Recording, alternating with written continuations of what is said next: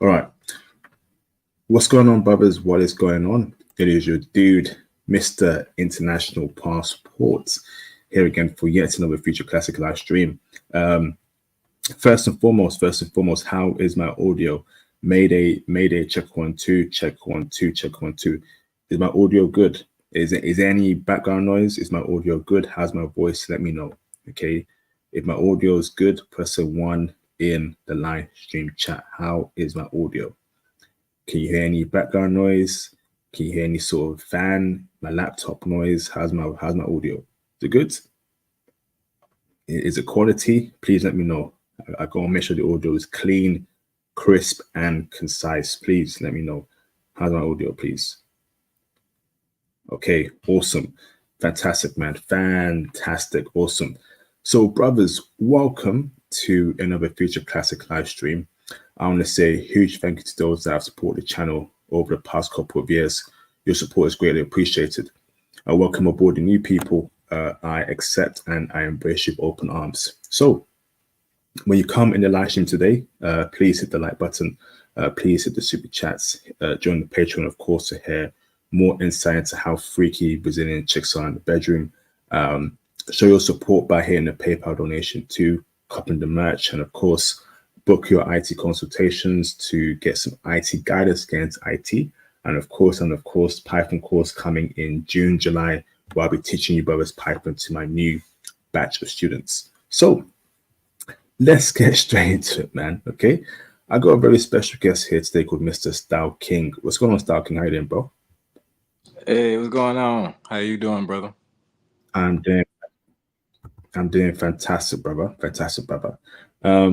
So we're here, brothers, to break down, okay, Salvador, Brazil, particularly Afro Latinas, okay. But before we go any further into that, Mr. Style King Marco, do you mind giving us a brief intro as to who you are, where you're from, and anything interesting about you, bro? Okay. So I'm from Atlanta, Georgia, and I've been living here, I guess, about 25 years. My dad was in the military, so I was born in Europe, and I lived in Europe 2 separate times. So I've traveled pretty much my whole life. Um, Let me think. I've traveled to Dominican Republic a lot of times. I spent about half the year in 2023 in the Dominican Republic, and then made my way to Salvador. What was it? Any other question you asked me about myself personally? Oh, I do music as well, and I have a travel vlog that I started when I went to Dominican Republic. So that's what got me on Awesome, the brother. journey. So, brother, where were you living in Europe? What's your countries? I was born in Nuremberg, Germany, and then we moved back to the States. I actually moved back to Alabama at 6 months old, and then, well, not back, but 2. And then we moved back to Frankfurt, Germany when I was about 4. So I lived there for a couple more years in Frankfurt. Awesome. Fantastic, bro. Fantastic, brother. So, let's get straight into it, brother. Okay. This is a stream about Brazil, Salvador, Bahia. Okay. Which is Salvador Bahia is obviously in Brazil, right?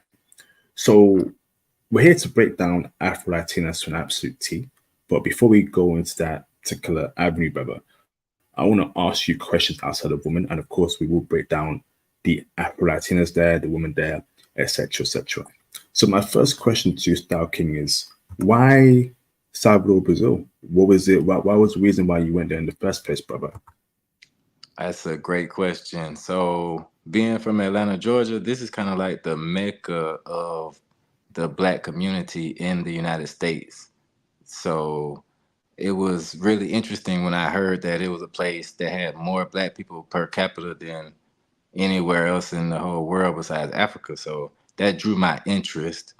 And then I also watched other YouTubers and I saw them going and saying how much they loved it and how interactive the women were. And so me being a single guy, I just turned 40. I don't have any kids. I've been, I just became, very successful at things. So I'm looking to, do my thing, maybe start a family one day. But yeah, so I went there. That sparked my interest in Salvador. Awesome, brother. Awesome. Yeah, I think Brazil has the highest population outside of Africa, actually, which is a black population, sorry, which is quite incredible to hear and see. So, next question for you, brother. So, you were in Salvador, Brazil. When it comes to accommodation, brother, where were you staying? Was it hotel, Airbnb? And can you break down the cost per day and your experience there, accommodation wise? Oh yes. So I got a consultation from another YouTuber. He told me to stay in either the Rio Valermo area or Bada area. And I found a place that was like in between, kind of more Rio Valermo, but it was an Airbnb, really nice. The price, Awesome. Go on, yes. bro. So the price was around. I rented it for 28 days, and the price was about between 900 and $1,000, so it was a really good price. I thought I was gonna find something better, but Rio Valermo is like the more affluent part of Salvador. So Okay. So, but you spent almost a grand, right? Staying 1 month in an Airbnb in Salvador, Brazil. yes, but I didn't stay the whole time. I left early. And obviously, Baba, we'll get to why you left early, Baba. So I want to ask just right, Baba. So you were in the affluent area in Salvador, Brazil. Were you amongst rich Black Brazilians, rich Black Americans, or was it non-Black people that live in that place, Baba? Baba, keep it 100 with me.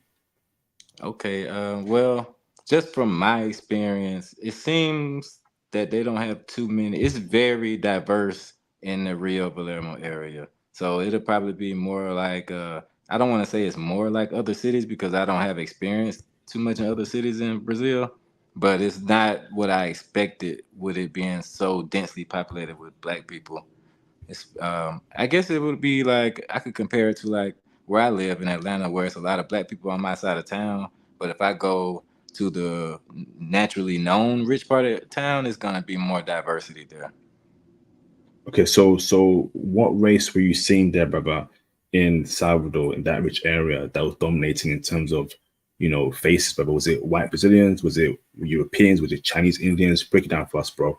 I would say the majority was mostly like the mixed looking girls, like really light skin, mestizo looking, but not quite mestizo, more of the curly hair. They're really my type. Very beautiful women, the most beautiful women I've ever seen in one place, in that So, same Baba, city. Baba, you tell me that they were living there in that rich area. These curly-haired Brazilian, Oh half yeah, black, half white chicks. oh yeah, and Okay, then also more a lot more of a lighter, strong, straight hair girls there as well, but um and dark skinned girls. I don't know if they live there per se, though. I can't tell as much. Um, so they got money like that, bro. These light-skinned Brazilian women. I wouldn't say that though. I definitely wouldn't say that they were affluent. The more of the Caucasian looking people are the people that I was told were the more affluent people. So, but like I said, I did see a lot of those type of people as well, though. It's a good mixture. Oh, okay. Interesting, Baba. Interesting. So now, next question for you, Baba. So, in your time in Salvador, Brazil, who would you say had the most power there from a racial dynamic? Was it the Black Brazilians? Because it is a very black area. Or was it the white Brazilians? Or was it foreign people like Chinese Indians or white Europeans? Who actually runs that city, Baba, from what you saw? Who has the most power and money? I would say definitely the more European looking Brazilians. This is definitely a good mixture of what I expected to see more of that, like in like a Buenos Aires type of area, but it's definitely a very influential um, Italian and just different European people influence. Portugal is right there with all those countries, so it's hard for me to really put my foot on it, being a foreigner myself and only being there for almost 3 weeks. I don't want to. I don't want to typecast them into anything that's not them. But from my perspective, it just looks like a very mixed culture. Okay, but you're saying, but the light-skinned, white-skinned Brazilian people have the most money and power in Salvador, Brazil. From what it looks like that to me, definitely. And the people that I Okay, bro. talked to that told me, they did tell me that as well. They told me that I was sticking out, like the places I was going, because I would be the only black guy in like everywhere I went, basically. So, brother, essentially, right, keeping it 100 with me, brother, right? Hmm. Uh, Black Brazilians living in Salvador, Bahia, are struggling. The majority of them, brother. Brother, keep it real with me. From what you saw, from what you experienced, from what you witnessed, would you say the majority of Black Brazilians there are living in poverty or struggling to get by? I wouldn't be able to say that myself, but just from the attitude of the people, and like I said, when I go to restaurants and I don't like, I don't cut the buck. Wherever I want to go, I go. So it's very fancy places. I would only see dark skinned people working there. And I kind of got the feeling that they were trying to figure out why I wasn't working somewhere. Wow, flipping heck, bro. I think I reacted to a video the other day by Austin Holman, right, who Hmm. mentioned that you know what's it called? Brazil is a racist country, and we'll get to that in a minute, actually. So, next question for you, brother, is so you're a Western black man, you're a black American man. Um, how were you treated, there, brother, as a black American man, brother? In Salvador, Brazil. Break it down for us, bro. I think that it's in Salvador, so many black men. I don't know if they actually noticed me as a foreigner at first, but I did think that they could look at me and tell because like guys weren't really. It's not too many people wearing their natural like guys wearing natural hair, and I've seen like guys with dreads, but it was a lot of fake dreads, and then they wear the dreads for a weekend and then they take it off, and now they got short hair. So that's kind of different than actually living with your natural hair every day. So it's kind of hard to. I see the women are getting into their culture and being more open, but I don't Brother, see. brother. So, I mean, brother, in terms of you, right, as a Western black man, Oh, okay. how were you treated from Brazilians there, of all races there? Were they Oh, respectful towards you? Were they kind towards you? How did they treat you, brother? okay. Very, very good. I think they treated me very kind. They're very nice people. Initially, just meeting them, I don't think it's a very open culture. Like I didn't feel like it was open. Like I didn't feel like I really don't feel like I know any Brazilian people, to be honest with you, out of all the time I've been there. And that's kind of sad. Like, um, so like, if you go to the store, they'll greet you. They're not gonna make you feel bad, but at the same time, I was at a restaurant and the lady came to the table and tried to get my waiter to stop serving me to go serve some Caucasian people. And Damn. he had to tell her to hold on for a second because I guess he wanted, to keep serving me. So that it's little stuff that you might not even notice, but Whoa. it's, Would you classify that as racism, brother? In your opinion, is that racism, brother, from what you experienced there? uh, it could be looked at as racist, definitely, but at the same time, it could. I mean, that's a lot of the racist stuff that goes on now. Like it's stuff that can be excused, like, "Oh, I didn't realize you were busy," but she saw the guy taking my order. Man, she literally tried to stop him and told him to go to another table. So Damn. the lady Okay. that I was with, she actually noticed it. I wasn't really that bothered by it because she was actually talking to him, so she got upset about it. And I was like, "Oh, okay, well, Whoa. Okay, brother. So let me ask this out, right? Let me ask this right then. Did Brazilian people, right, in your time in Salvador, did they know that you were Black American based on how you looked? Could they distinguish between a African Black person and a Brazilian Black person and a Black American person, or did they lump you in as a Black American, sorry, as a Black Brazilian when they saw you, brother? see, that's the thing. I don't know because they're so not dealing with. They didn't deal with me. I couldn't meet any Brazilian people. I tried very hard. I've never had it so difficult to engage with the culture of people in my lifetime ever. Like Okay. right now, I got a whole list of people from Dominican Republic that I can call. They're just friends, nothing attached. But I don't have any. All the people I met in Brazil are from either Britain or foreigners. Like I Okay, said, brother. Argentina. Hmm. Okay. So and we'll get to that very soon, brother. That, as to how you were treated by the Afro Latinas. So now, brother, in terms of investments, brother. So in your time there, did you see any sort of business opportunities there in Brazil? So like investments, opening a business, or real estate, or crypto, any sort of things you noticed like that, brother, in Brazil that we could take advantage of. Oh, right. That's a great question. So yeah, I'm definitely looking for all of those type of things, and nothing that I just that's gonna draw me back because like I've reached out to people, maybe not as much as I could have, but the people that I did talk to didn't sound very positive on making things happen. It's a lot of times in countries like that, like most of the people are renting. It's hard to find people that are even owning places that can help you with that type of information. And then with the language barrier, it gets even harder sometimes, especially trying to trust somebody. So that was tough. Like the prices, I knew that the prices were on my side, so I was looking for that.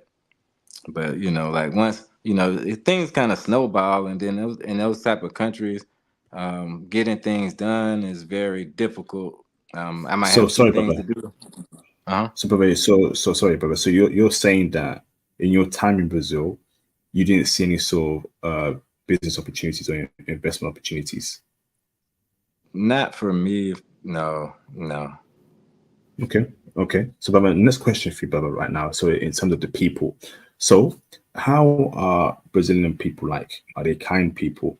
Are they reserved people? Are they outgoing people? Are they party people? From your personal experience, how are Brazilian people like? They seem very, very nice. Very. Uh, they seem pretty outgoing, and like to have a good time. Uh, yeah, I think so. Like to have drinks and sit around and have good food, fellowship a lot. They are very into their extracurricular activities. Different things. If you're into surfing or capoeira and just different activities like that, I really do appreciate that part of the culture. Okay, okay, brother. So, how did you meet people and make friends there in Salvador, Brazil? Well, my first couple of days, I did pretty well for just cold approaching people. Cold approached a couple of well, no, I cold approached a couple people on the beach and made friends with people from Argentina on like my second day. So that was really cool. But they spoke Spanish, of course, and my Spanish was better than my Portuguese. So that's an advantage in that department, I guess. Okay, so what about meeting Brazilian people? Did you make a lot of Brazilian friends, or was that hard for you? And tell us why it was hard. That was the most difficult part. Yeah, I don't think I made any Brazil. I didn't make any Brazilian friends. Nobody. It's and I'm pretty outgoing. When I get to a new country, I didn't know as much Portuguese as I should have, but I'm still outgoing. Like I was making an effort. I would talk to people, and try. I would try hard, but they don't seem as interested in foreigners in Salvador. I would say maybe Rio, you got a better chance, but. They don't. I don't think they like outsiders too much. Oh, it's probably you're telling me right in Salvador Bahia, Brazil, right, which is from what I've seen, from what I know, an outgoing culture of partying, beach. You find it hard to make friends there. Or Definitely. was it a case of people just ignoring you, not checking for you, not looking your way? How was it hard to make friends there in Brazil, bro? Brazil of all places. Damn. Yeah, yeah. I don't know. They were telling me like the people that I did make friends with. Like I said, I made friends with a couple people from Britain and Argentina. So they were telling me that You just got to stay here for longer. So I guess over a month. It's confusing. I'm confused myself. I've never had that experience in my life, so it's my first time. Wow. Okay. So, probably. So, we will get to the woman part and data part very soon. But transportation wise, brother. So, how were you moving around in Salvador? Was it Uber? Was it train? Was it buses? What's the best way to move around transportation wise? Okay, so when I got there, I was used to driving around in Dominican Republic all the time. So I went to the rental car place right there on the beach. Um, it's like a national rental car place, but that was too expensive. They charged me almost $1,000 for like a week. So that was really expensive. So I wouldn't advise that. After the first week, I dropped the car because, like I said, it's hard to meet people in Brazil. Like you can go up and just start talking to people, but it's pretty much as far as it's gonna go. Like I got numbers from girls in Brazil, but that's as far as it went. Like it didn't go past that. So Brother, so transportation wise, brother, right? So you're telling me that you just drove around in your car, no buses, no train, no Uber. You drove yourself. right, I took a couple of Ubers, but they have this. The Uber works good, but they also have this other system. I did InDrive, but they use their own pay system, so that didn't work well. So I guess Uber would be the best. They have pretty good prices. I walked Okay. a lot of the time. Walking Okay. is your best option, I guess, or a bicycle. So brother, no train, no buses at all. You use at all. None of that. No, I didn't ride the bus. Okay. Interesting, brother. So now, is it a cash society or is it cashless in It's Salvador? pretty much cashless, I would say. So credit card, debit card is used all over the place. Right, right, everywhere. The parking attendants have credit card machines. Everybody, your barber, a guy to wash your car, everybody's gonna have a credit card machine. I think somebody told me that they don't have that much cash on hand in the country, or it's like that much cash on hand to keep replenishing it. Maybe somebody's hoarding the cash or something. Okay. So now, but with the card you use, right? Is it does it take into account FX charges or is it no FX charge at all? The card you use. I didn't notice too many extra charges. No, I didn't notice that. But I didn't use my card that much. I use cash a lot. They didn't like me for that. A lot of places, want you to use a card, but I didn't realize that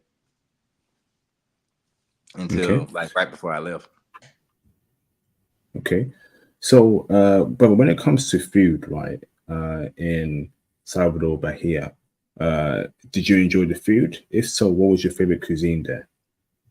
Oh yeah, they have really good food. Everything I had was good. I didn't get too adventurous while I was there just because I didn't know anybody to help me navigate the cuisine. I should have got a tour guide now that I think about it. That would have helped me at least navigate some. But I am a people person, so I thought that I would be able to meet people. So that kind of threw me off a lot. They have a lot of Italian and Spanish food. I had a lot of I guess like seafood, mussels and fish and different stuff like that, but nothing too Brazilian that I know of. Favorite cuisine? Right. I didn't get that Brazilian cuisine that I was looking for, something Did you have different. sorry? Did you have a favorite cuisine? Oh yeah, the I guess it's seafood or like they had this nice pizza place that was good, but Okay. Okay. nothing to stand out. Like it stood out as flavor wise, it was good, but nothing like different. Okay. So cost of living wise in Salvador, Brazil, when you compare it to America, is Brazil cheaper or is America cheaper or more expensive? Break it down for us. Oh, it's definitely cheaper. The prices are I like the prices. They were really good prices. You could order maybe a dinner. You could order Rappy for about $5 to $10, and you're gonna eat good the whole night. So yeah, probably a quarter of the prices, maybe a half price. Really good prices though. Everything. What's Rappy? Just like a DoorDash type of delivery. Okay. Mm. Okay. Oh, awesome. All right. So next question for you, right? In terms of safety. So is Salvador a safe place or is it dangerous? I felt very safe. I heard a lot of things about the safety because they say that Salvador is not that safe. I don't know if that's because of it being more black people there or not, but it felt safe to me. But I also stayed in a good area, so I think that helped. Okay. So it felt safe to you. Awesome, bro. Awesome. But in the nighttime by yourself, daytime, you felt safe during your time there Oh yeah, completely? definitely, definitely. I lived in between the two. I don't know if they call them favelas, but I lived close to two of them, and I never felt endangered. Awesome. Now, what about racism, brother? So, as a black man, did you experience any racism from, the white Brazilians or the mixed race Brazilians, people lighter than you, foreign people not from Brazil, the Argentinians or Europeans? Any sort of racism you experienced, brother? If so, break it down for us, bro. No, I don't think so. Not from my United States perspective. I didn't.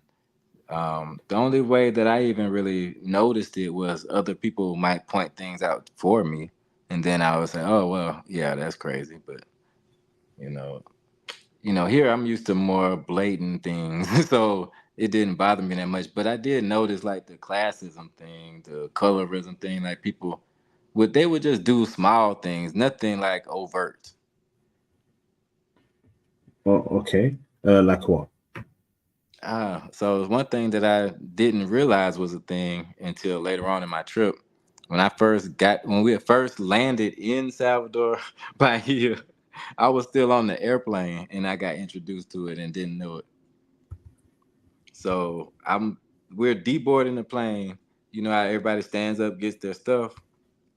I'm about to walk down the aisle. A lady, a mestizo looking, she kind of look almost Colombian or something. She jumps up and then she blocks the aisle and jumps in front of me, blocking the aisle and grabs her stuff, but then doesn't walk. She just stays there and makes sure everybody clears all the aisles before I can move. And then she walks away. Damn. Okay. Yeah. Wow. I cussed her Um, out. I cussed her out on the plane, walking off the plane. I cussed her out because I was tired. I had two layovers. I was not feeling it. Now, what about any slurs said towards you, the N word use or No, no, Brazilian racial? Okay, no. awesome. They're nice people. Okay, so now now about the culture, brother. What's the culture like in Salvador, Bahia, Brazil? Is it a conservative culture or is it a liberal culture? Is it a mixture of both? Break it down for us, bro, and tell us why.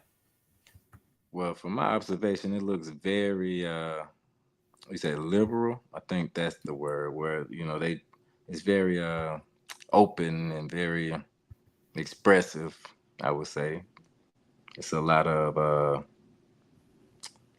I don't know what a proper word for it besides homosexuality. A lot of that. Rainbow, Yeah, rainbow. A lot of rainbow stuff going on. A lot. flipping heck. So Oh, that's the only time I could think about seeing dark skinned guys with anybody is other guys. I can't think of any dark skinned guys really being with women too much. what? In Yeah. Salvador, Bahia, Brazil? Yeah. I'm not Yo, trying to say it in a negative way, but just that's literally what I saw a lot of. flipping heck. Yo, damn. And I live in Atlanta, Ozzy, Georgia, so hmm, Atlanta has a lot of that as well, but it's nowhere near the comfortability level that they have there. It's nothing wrong with it. I'm not against it, but it's just not for me. But I've never seen that before in person. flipping heck, man. Oh, wow. So, brother, are you saying did you see more of that than straight people? Is that what you're saying, brother? I don't want to say that it's more, but it's definitely a lot more than I've ever witnessed in my life, ever, Wow. anywhere. Why has it got to be in a black area? What's going on? Well, that's the What is same thing going that's on? going on in the United States where I live in Atlanta. That's this is the black Mecca, but they're turning it into the rainbow Mecca at the same time. So that's kind of the thing that they're doing with the politics. I guess it's a global thing, not just a United States thing. Now that I'm looking at it with a broader scope. Wow. And some of y'all were saying that Salvador is some sort of a place where you can find Afro Latinas, but hearing that, I don't think that's a spot. But we'll get to the woman part in 5-10 minutes time because I'm stunned there. So very liberal place. Okay, interesting, brother. What about lifestyle? So what kind of lifestyle are they living there in Salvador, Brazil, brother? The people. Is it a high class lifestyle? Is it a middle class lifestyle? Is it a poor lifestyle? Break it down for us, bro. Uh, I mean, I would think I say that they say that they're poor, but they don't really look too poor to me. They have a good life. I mean, you see people going to work. They have cars. A lot of people they go to the beach. I mean, I'm sure they have a lot of problems. There's lot of political issues. More, I think, is the thing that they are more hung up on, as far as I see.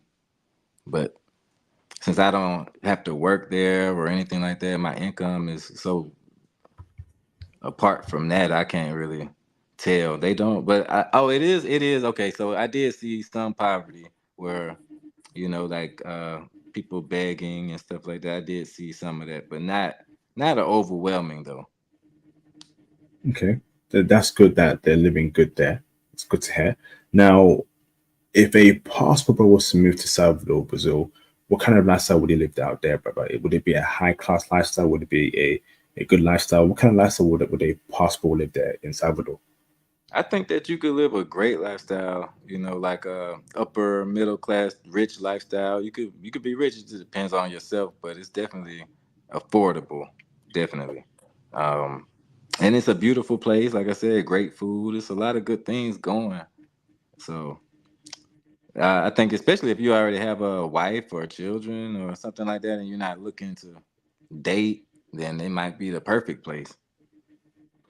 Right. I don't think any brother should bring the wife and kids to a place where there's a bunch of Uh, rainbows there, bro. After hearing that, yeah, ugh. you do have a point about that.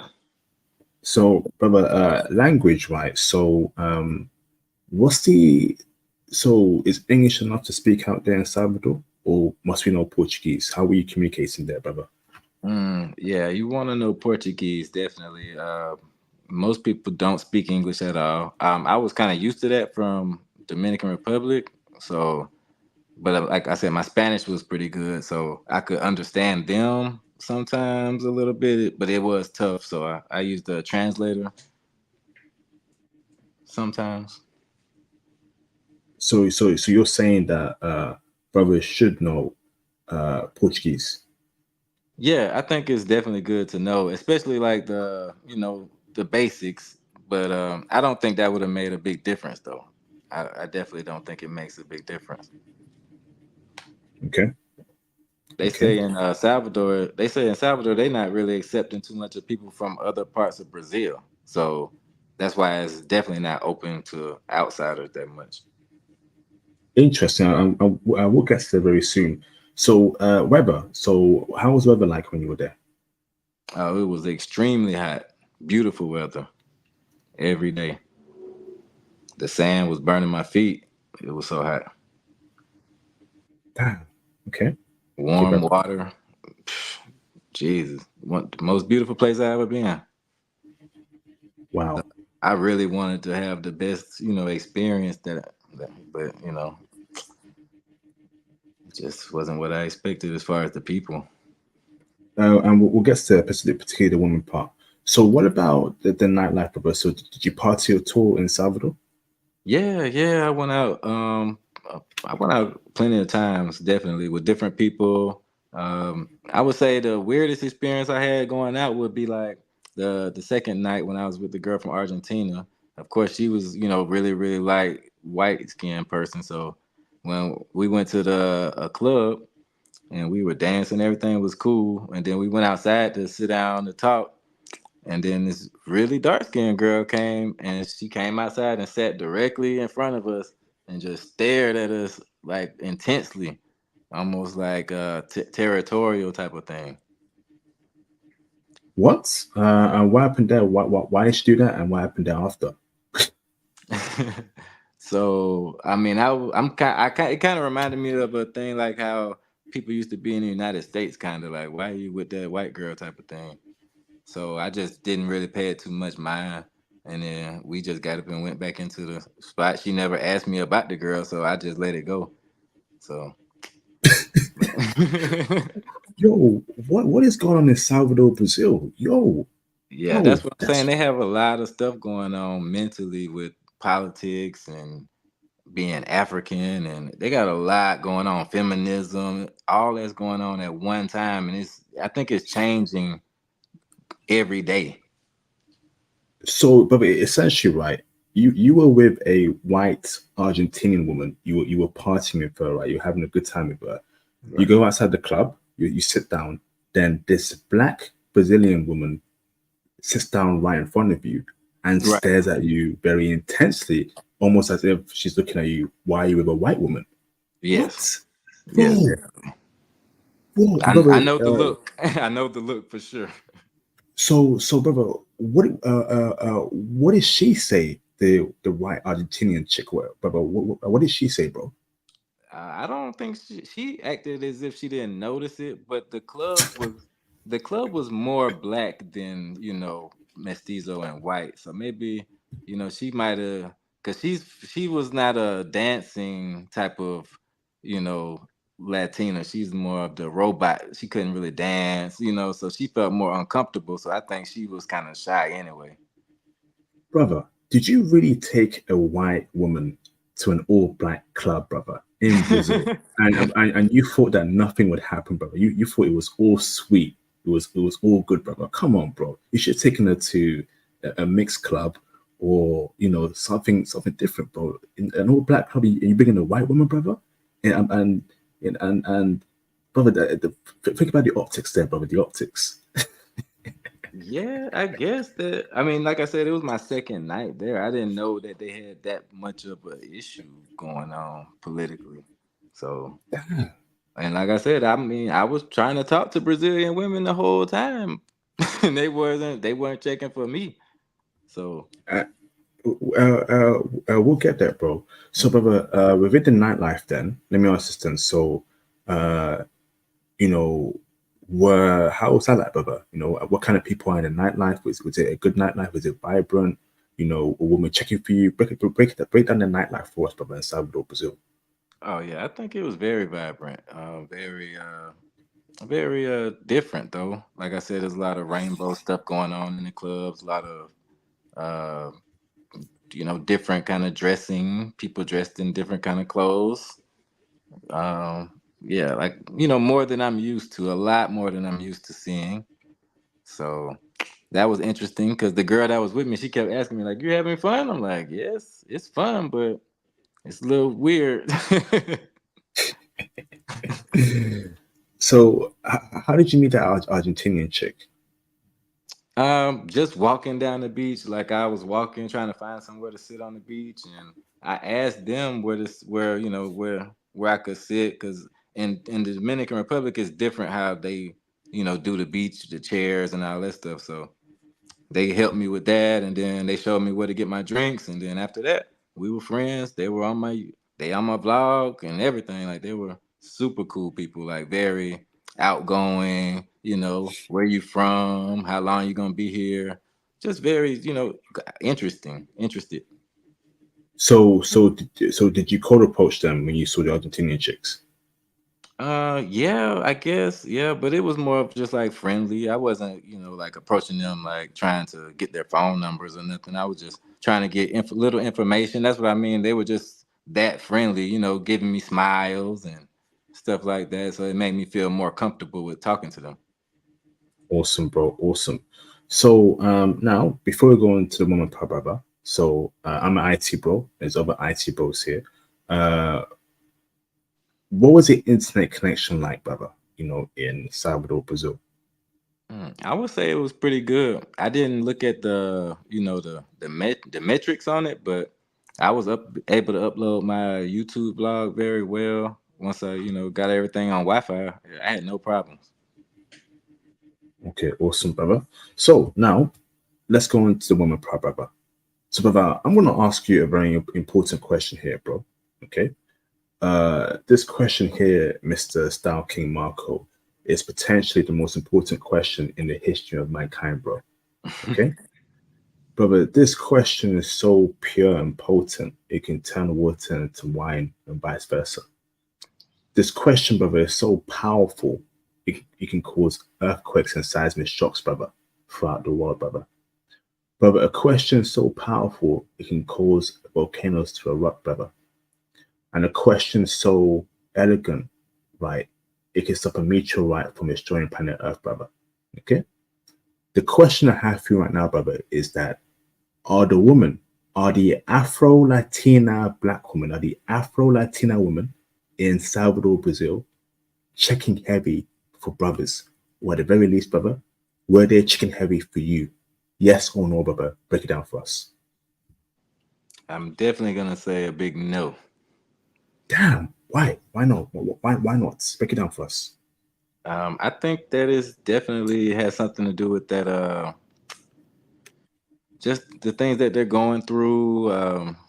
All the political stuff, like I was saying. I think that they're trying. I see. It looks like they're checking for the white guys and the mestizo looking guys. Like if you got that Puerto Rican look with the real light skin with the straight or curly hair, I think that's more of the type they're going for.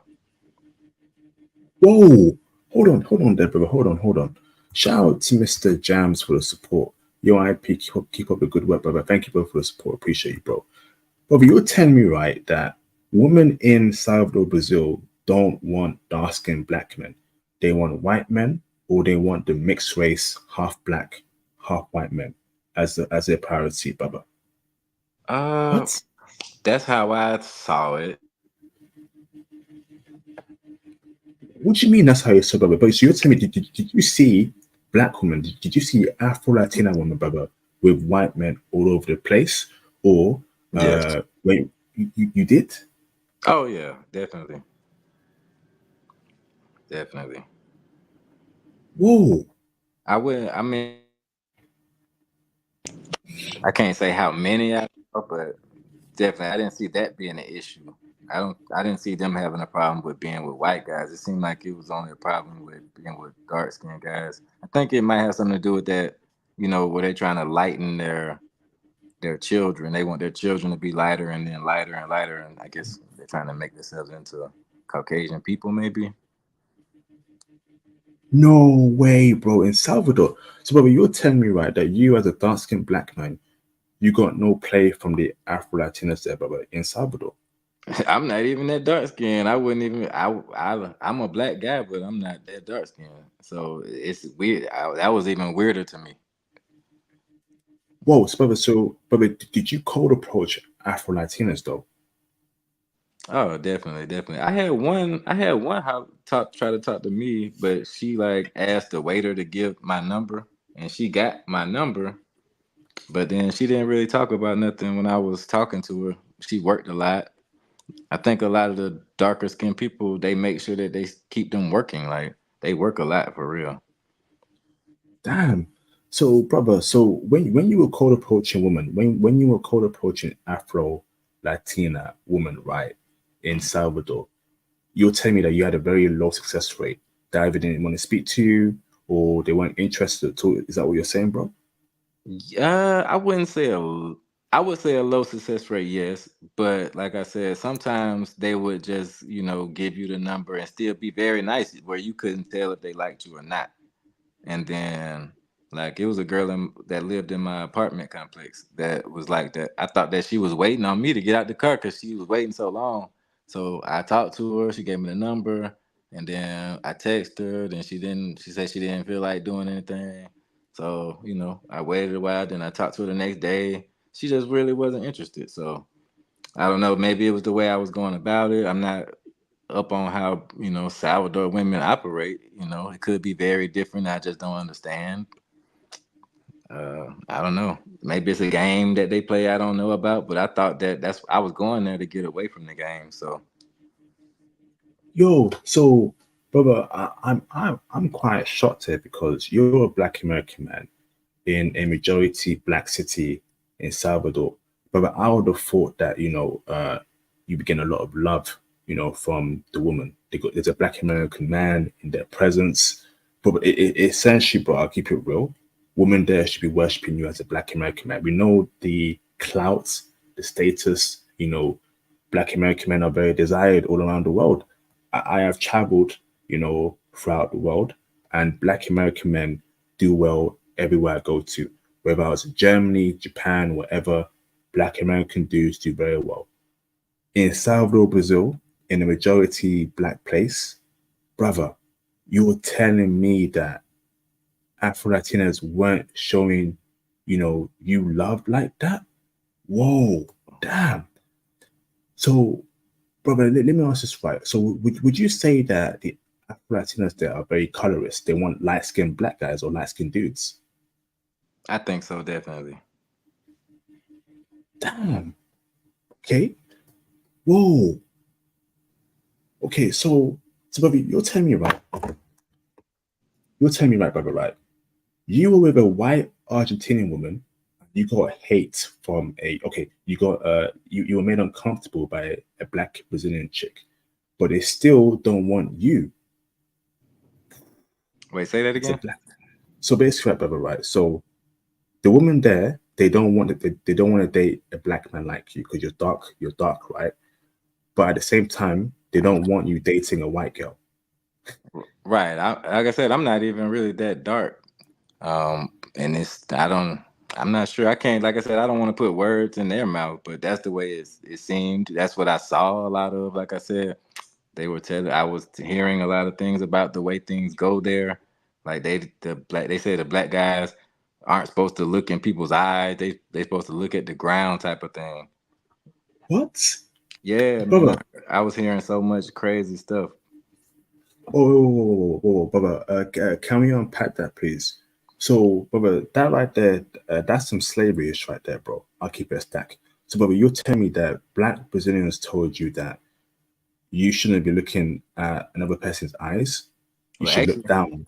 that Go on, part go on. that part didn't come from an actual Brazilian. That came from an American woman that's a feminist that's been living in Brazil for 4 years. Black American or white American? She's black. She's a black American feminist. And brother, she told you that, the scene is that the vibe is that Black people in Salvador have to look down on the floor and not make any eye contact with each other or a white person. The white people. Yo, oh, brother, in 2024, that's happening in Brazil. Well, that's what she said. God damn. I Yo, didn't have any knowledge of that. I've never had to deal with that myself personally, so I didn't understand that. But I did when she told me that. I did recall a couple of instances where I was walking down the street and like a white guy. I remember this white guy on a scooter, like was I don't know if I was crossing the street or something, but you know how you do something and somebody stares at you real hard, like like why they looking at you like what's wrong with you? So I mm, stared back at him, and he rode his little scooter up the hill, and then he pulled into this real expensive looking condominium. And then after she told me that, I was like, oh, well, maybe that's why he had such an attitude with me. But I didn't know because I'm ignorant to that type of thing. whoa, whoa, that's happening in Salvador. Flipping heck. So, brother, right? So let me ask this right. So Women there have a colorist problem. They want white guys or light guys. What about feminism, brother? Is that also a problem amongst the women there in Salvador, Brazil? Oh yeah, definitely. That's really that's what's pushing and fueling the division, I believe, in the people. Because I did have a Brazilian girl tell me that if you try to, talk to a girl and she's not happy or doesn't want you to try to talk to her, then they can file a report with the police against you. Wow, wow, brother. Did you feel a very strong feminist vibe amongst the women when you were speaking to them in Salvador? Well, yes, that's the only place I've ever really met multiple people to tell me that they are feminists. Like Vietnamese, like they're that's their thing, is that they're feminist. I've never had that. Even in America, I've never had anybody like, yeah, almost like they can't wait to tell you. So you can feel some I don't know what's going on with that. But like I said, I met a lot of I don't know a lot of Brazilians. I met a lot of Argentines, a lot of a couple of Americans, British people. So I think they have a lot of I don't know, it's a lot going on. Like it's so much to unpack that I don't just want to deal with it. It's too much. So, brother, so Afro Latinas there in Salvador, right, are out there, you know, saying they're feminist, they don't need no man, Right. all that girl power nonsense. That's happening in Salvador right now, brother. From what you Right. saw. Yes, that's really happening right now, really big. No way. In no, our Afro Latinas, brother, they've lost. They're lost in the sauce, bro. Yeah, No, bro. yes. Yo. I couldn't believe Okay. it. So brother, did you see women there with pink hair, green hair, blue hair, piercings, tattoos, all that stuff, right? No, no. Tattoos, yeah, but nothing crazy. They're very beautiful there. That's another thing that was perplexing to me because they are getting more into the African culture by, wearing their real hair and doing so many things. They're wearing African looking clothing. They dance to the beat of the drums more like Africans. But at the same time, they have this feminist movement which is causing a division between the black people. So that part is what throws me off. So, brother, when you spoke to Brazilian men, black Brazilian men, right, what was their feelings and thoughts towards black Brazilian women, the Afro Latinas there, brother, in Brazil? What was their thought there towards them? Did they not like them? Did they complain about the women there? Break it down for us, bro. I honestly don't know too many black Brazilian men. Honestly, I remember meeting a couple, but not exchanging numbers or anything like that. I not having long dialogue. But the guys that like the British guy that I met, he lived there for 7 years though. So he was able to introduce me to a lot. He's actually married to a Afro Latina there. So he's happy with Salvador, but he's also married. He's been married for like 3 or 4 years, so he hasn't had to date anybody there recently. Is he white, the British guy? No, he's black. He's a black British guy. Black British guy. Okay, interesting there, bro. Interesting. But he was more on the side of feminism, though. A lot of guys are on the feminism side. Oh, so but he agrees with all the feminist nonsense. Oh yeah, definitely. I think that he agrees with the male aspect as well, but I think that he's on the fence kind of. He seemed more on the fence. Like when I was my last day there, I had he was telling the girls at the table that I was leaving and they were trying to convince me to stay. It was a whole thing. And I just didn't feel like he had my back in the situation. It felt more like he was trying to play both sides of the fence. I just didn't understand that. Wow, wow, brothers. I'm gonna keep it real with you, brothers, right? But I really do believe that black men should be looking more towards Asia. And when I say Asia, not Thailand, no, not Thailand, no. I'm talking Japan, I'm talking other countries where, it's good for brothers. You know, because hearing this, in the most black area in Brazil, hearing the brother get treated like this so far. Some of y'all gonna learn, brothers, man. You know, I know you love that big booty chicks. The peanut butter brown skin, etc., etc. But it's happening, brothers. The feminist poison is spreading, brothers. You know, look to Asia. Asia has a very, very culture, strong culture. You know, so brother, let me ask this then, brother. Right, so brother, the Afro Latinas in Salvador really want white guys, brother.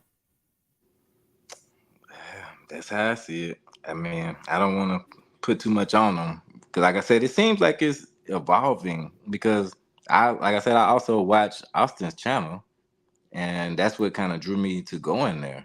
So, and he was saying such good things about it, so I was like, okay, well, if he's having such success, I know I'm going to at least have some success because I have success in the States. I just don't see the prolonged future with a lot of the software that's here and the way that women think.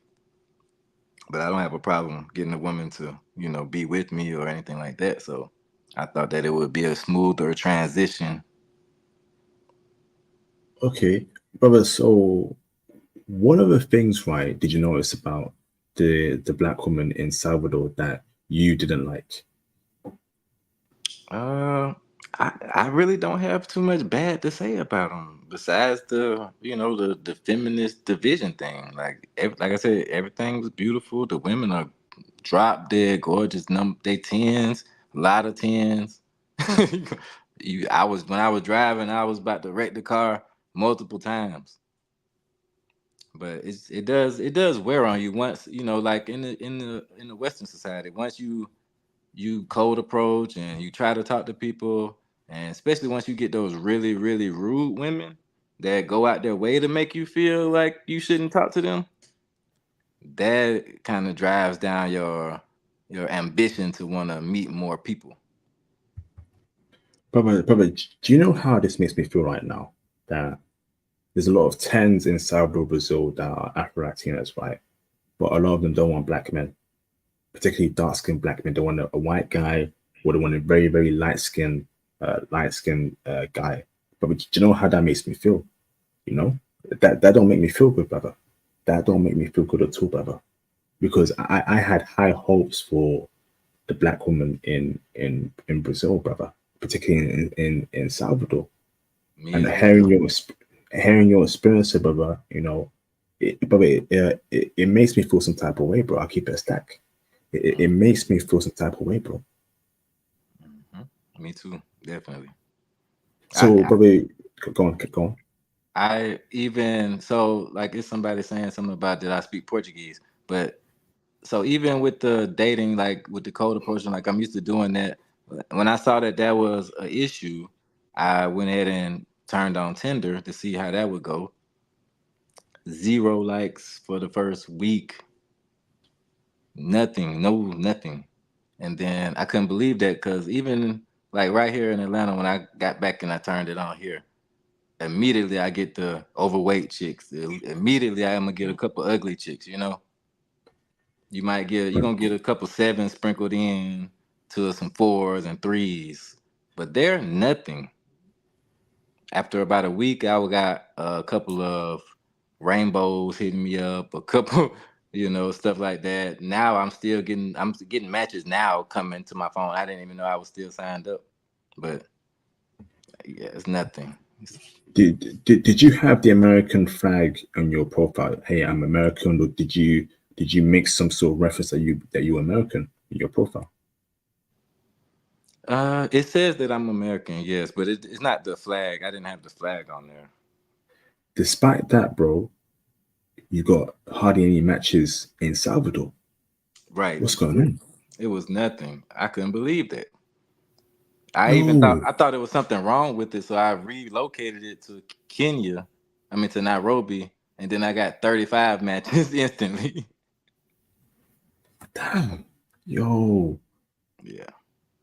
oh man, bruv. I got Brazilian Cupid, and I had Brazilian Cupid and Tinder. Same results. Oh yeah, definitely. Wow. So the women there in Salvador really don't check for brothers like that.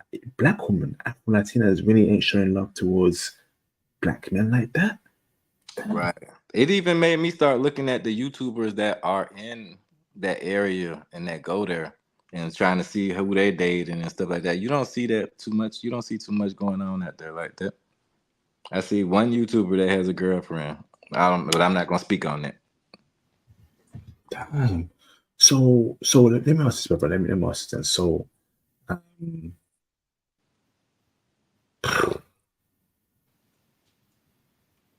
If anybody else know another YouTuber in Salvador with girlfriends and all that, then let me know.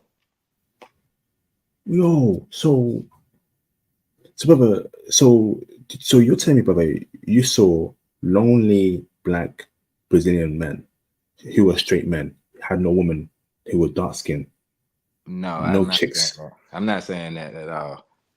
The guys that I did see, like I said, they looked like they were having a good time. It was dark skinned guys with girls, but it's the more I talked to people, I was hearing more like, okay, I know her through my grandmother's sister is her such and such, or you know what I mean? Like you have to know them through family members or your organization or your.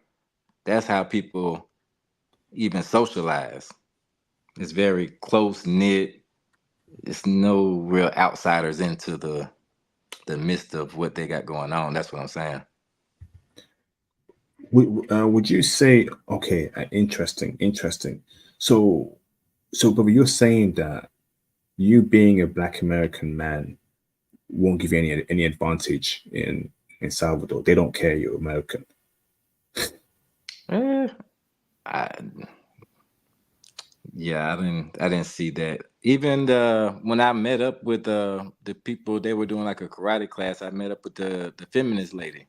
She introduced me to the teacher of the class, and he said, "Oh, I thought that he was white."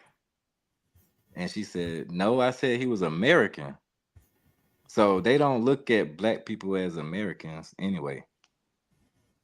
Oh, so you're black, and that's it. Yeah, I mean, they figure that you're probably from somewhere else, maybe Jamaica, or you could be from anywhere as a black person. But when you come as a white person, they think, okay, that's an American, that's a European. So, but she told him that she was bringing an American guy with her. So when I showed up, he said, he was open about it too. He was like, man, I thought she was bringing a white guy. Very open about it. He was a nice guy, but it just kind of threw me off. I was like, I am American. He's like, no, no, no. You know what I mean? I'm like, I really don't know what you mean. Wow, wow. Um, so damn. So cold approaching didn't go well for you. Dating apps didn't go well for you. Um, damn.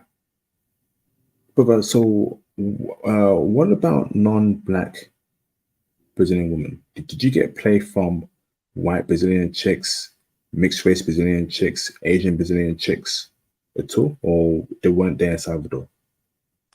I did end up meeting another white chick that was Brazilian. She was older though. She was like, past the wall. So I wasn't really interested in that. Yeah. And then another older chick. When I first got there, my third day, older chick ran down on me. I was looking for a coffee shop and I couldn't find it because the GPS doesn't work as well there for us. So I pulled out. I noticed this older. She was about 70 something, white lady. She's staring at me. So in the States, when old white lady staring at you, you might want to pay attention to what's happening.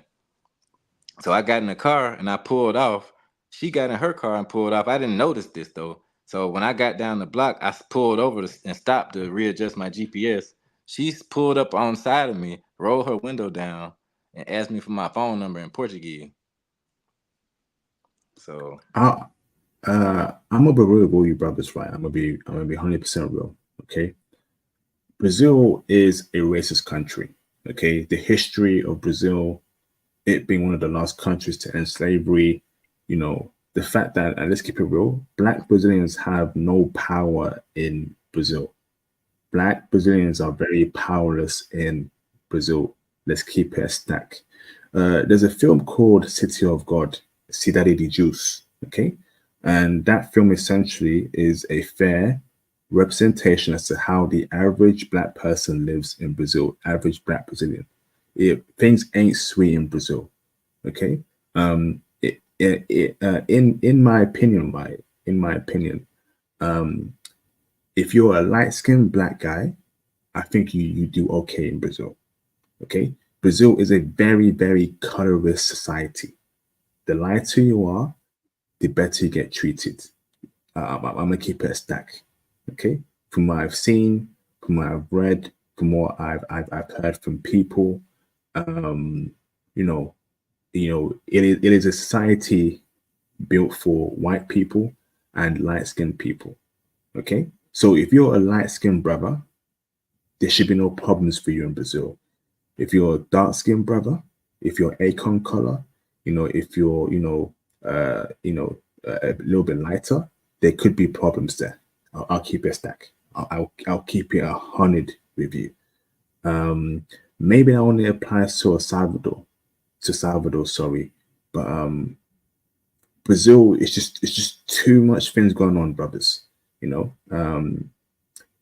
it is a racist country.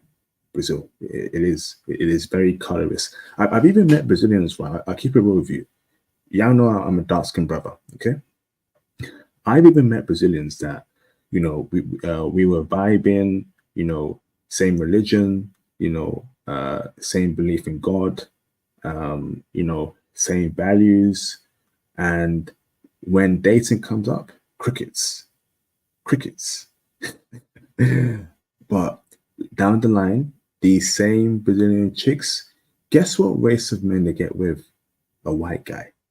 Every Brazilian woman I know that's Christian, that believes in God, they're all with white men. That should tell you something. That should tell you something. Okay? It's a very colorist society. Jesus. It's very colorist.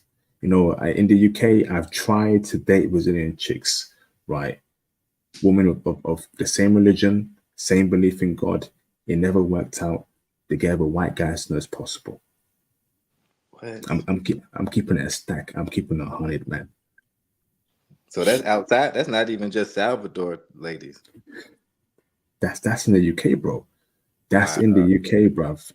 You know, even the ones I meet, I never see them with dark skin. They don't even have dark skin friends like that. If I'm keeping it a stack.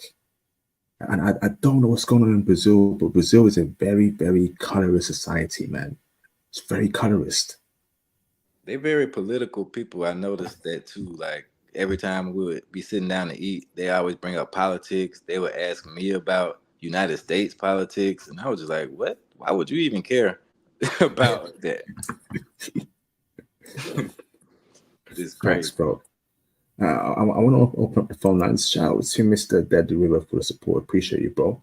What's up, everyone? I'm just dropping a warning that YouTube is going hard on the beep right now. Even if you're subbed, it will unsub you and create some error message when you try to resub. Stay safe, brother. Thank you for the letting us know, brother. Appreciate you, brother. Stay safe, brother. Stay safe. Awesome. So let me open up the phone lines. Okay. Let me open up the phone lines. Brazil is a light skinned man's game. I'll keep it real with you. I don't have any interest in, brother. Do you agree with that, Mr. Stalking? Yeah, definitely. I think that you have a leg up, probably. I thought that I was kind of light until I got there. I think maybe I'm not as light as I thought I was. And a couple of days ago, right, Orson Holman mentioned that Brazil is more racist than America. Based on what you said, I think that's true. I think Brazil is a more racist country than America. There's no black people on TV. Okay, there's only light skinned people on TV. There's only white people on TV. Even look at the Brazilian players, right? The Brazilian soccer players, the top ones, Neymar, Vinicius Junior, um, you know, all these top Brazilian players. Notice how, right, they're always, in most cases, right, they got white wives or white girlfriends. I don't think I've seen a top Brazilian player, right, a world class Brazilian soccer player with a black girlfriend or a mixed race girlfriend or wife. It's mostly a white woman, white Brazilian. That Mm. should tell you something, brothers. Yeah, but have you noticed that, Style King? Not really. I don't really watch too much of that soccer. I mean, football. I watch it a lot, and obviously I follow a lot of players right from around the world. The Brazilian woman, okay, um, sorry, the Brazilian football players or Brazilian soccer players, um, you know, they normally are with white women, you know, Mm. and I believe it because it's the same thing with in America with the sports. Exactly yeah, the same. I'm not against that, but I think that tells you the reflection of Brazil society. I think it just tells you, that light skin, white skin is very, a lot of people just want that, and it shows through their dating.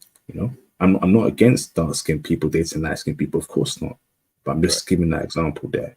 Because the woman, the dark skinned women themselves, they want a light skinned guy or a white guy, you know. But again, that's just my opinion. Right. Um, But we know character doesn't have a color. Facts, bro. Facts. So if you want to call in and ask a question or share your experience about Salvador, if you've been there, feel free to do so. If you can't call in, you must hit your question in a PayPal or Super Chat donation. Um, but it's a very interesting comment there, but it definitely is a racist country, Brazil, and it's definitely extremely colorist. Um, and I would have thought that you being Black American, you would have some privilege or exceptions there, but even that doesn't appear to be the case, brother. I was very surprised. Like I said, I've never had any issue like that before. I'm very confident in myself, so it's very different. It was very different and eye opening. Very shocking. I had a girl staring at me at this club one time. The British guy took me into a lot of different spots. So this girl, she was pretty too. She was staring at me, but after she rejected me, I realized maybe she thought she just recognized me as something else. But so I tried to speak to her, and as soon as I opened my mouth to speak to her, she said "nunca," and I was like, "Oh my god, that means never." So the look on my face, she started laughing and walked off. I was like, wow. Like I In said, Brazil, yes, definitely. My Portuguese is not great, but I was learning it. I know, the basics. I know enough where you can tell I'm a foreigner, but I'm trying. Like I could say hello, goodbye, how you doing, what's up, all the slang terms. I knew all of that. now I'll tell you this right, brothers, right? So if you disagree, call in. If you disagree, call in. It's simple as that. If you agree or disagree, call in. The floor's open, so it's not some sort of echo chamber. I've got a guest here, right? That he had his own personal experience there. Everyone won't have the same experience when they travel worldwide. This is why I am the best passport bros channel. Okay, I get everyone's opinions on here, whether you had a good time, a bad time, or ugly time. You can come on my channel and speak about it. I'm not here to lie to anyone, brothers. So if you agree, if you disagree, call in, bruv. Call in. It's that simple. Definitely. Call in. You know, I'm not here to lie to brothers about, oh, it's great there, it's great there, it's great there. That's why people respect me. Mhm. That's why people respect the name international passport and what I do, brothers. Because I ain't here to lie to no one. I'm gonna give y'all brothers the truth. Yeah, So, that's a lot of money bro, that I wasted going down there and coming back. That's the reason I want to get the message out there on my behalf. Like I don't want to talk down on another country or other people, but I wasted a lot of money, and everybody don't have that kind of money to waste. so brother, essentially, right? You booked it for 1 month, right? And Hmm. you left 2 weeks. You left 2 weeks earlier, didn't you? Yeah, about 2 weeks. Because it was so bad. Oh yeah. I mean, once I talked to so many feminists and I heard so many negative things, and like I said, once I asked somebody about the Brazilian girl saying something about going to jail for talking to people and all that kind of stuff, they said that, they were blowing it out of proportion. They were really saying it's like catcalling. You can go to jail for that. So, but it's still too much. Like y'all, it's too political. Like somebody could just not do, not like the way I look, and it could blow it out proportion. So I wasn't scared, but at the same time, I didn't want to be there spending my money, and you know, it defeated the purpose to me. So, brother, so you're telling me that in Salvador, Brazil, a man can get put in jail for catcalling a woman. That's what I was told. I do not know. I was told that by two different females. One, natural born Brazilian, and the other one was a natural born Brazilian, but she would, had a mixed parents. Flipping heck. So, brother, obviously you booked your flight, you cut your flight short. Did your airline allow you to do so high, or did you have to pay more to Oh, cut it short? What happened there? oh yeah, I paid a lot more. I paid like extra $300 to change the date, and then I missed the date, so then I had to pay another $1,200, and then I had another thing where they said I needed a shot up to get back into Bogota, so that was another $1,000. So yeah, it ran up really quickly. A shot. So what does that mean? So when you go from Bogota into Brazil, you don't need a shot, but to get from Brazil back to Bogota, you need a shot. What shot? What are you referring to? The yellow fever shot. Okay, I see. But did you get that shot in Colombia? No, they wouldn't even let me get into Colombia. So they let me take a flight from Salvador to Sao Paulo, and then they stopped me in Sao Paulo and said I had to live in Sao Paulo for 10 days, get a shot, rebook my flight again, and then go to Bogota. So you got your shot in Sao Paulo. No. They said the only option I had if I didn't want to stay for 10 days and get the shot was to book a flight directly from Sao Paulo to United States. And you did that, right? Yeah, I just went ahead and did that. Spent the extra 1,000. Flipping heck, bruv. Flipping heck. Um, so what was my question? So the thing about Brazil, right, and these Latin American countries is that in many cases they don't care about your character. They care about your skin color more than anything. Mhm. That's why I prefer Asia over Latin America. Now, I'm not saying Asia is perfect, but okay. So, for example, right. So, if you are a black guy and you went to Harvard or MIT for your college university, right, and you're living in Asia, and Asian people know that, they will treat you good, okay, Mhm. and they will accept you because of your intellect. If you are in Latin America with those credentials, they don't care that you went to Oxford, that you went to MIT or Harvard.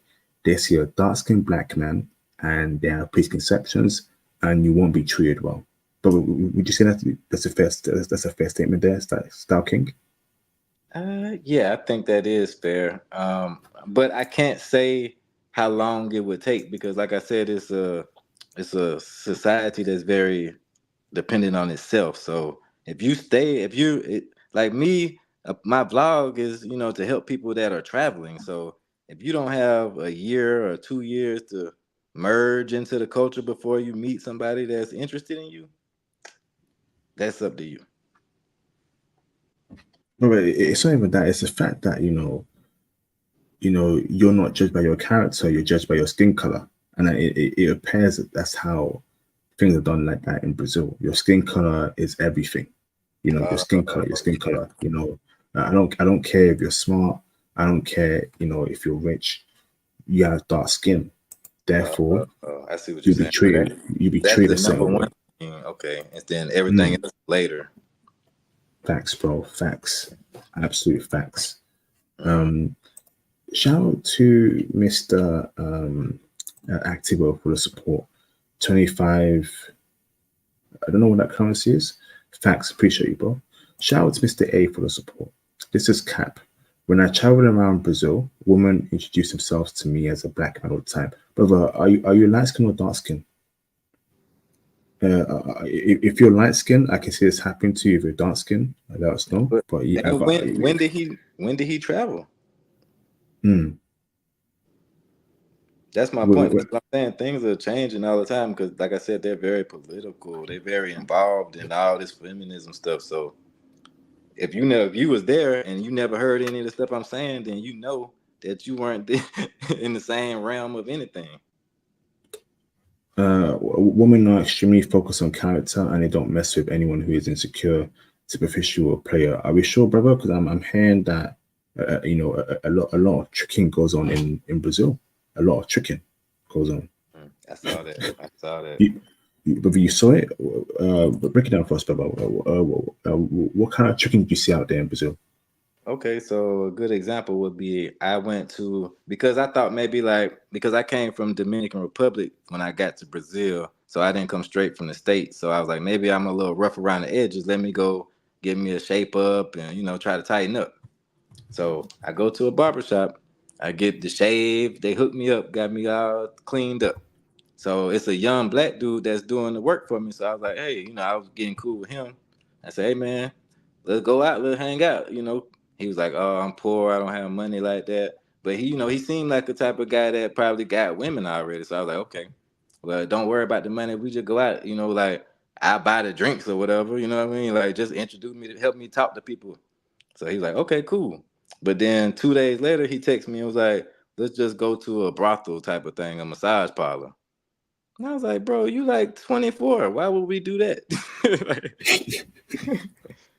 Like, and he was like in shape. He wasn't fat or nothing. So I'm like, that don't make any sense. Like, I thought that you would probably know people already, like he was ready to go to the massage parlor. So I was like, if the guys that are from here that look like they supposed to be players, why is he going to the massage parlor? Hmm.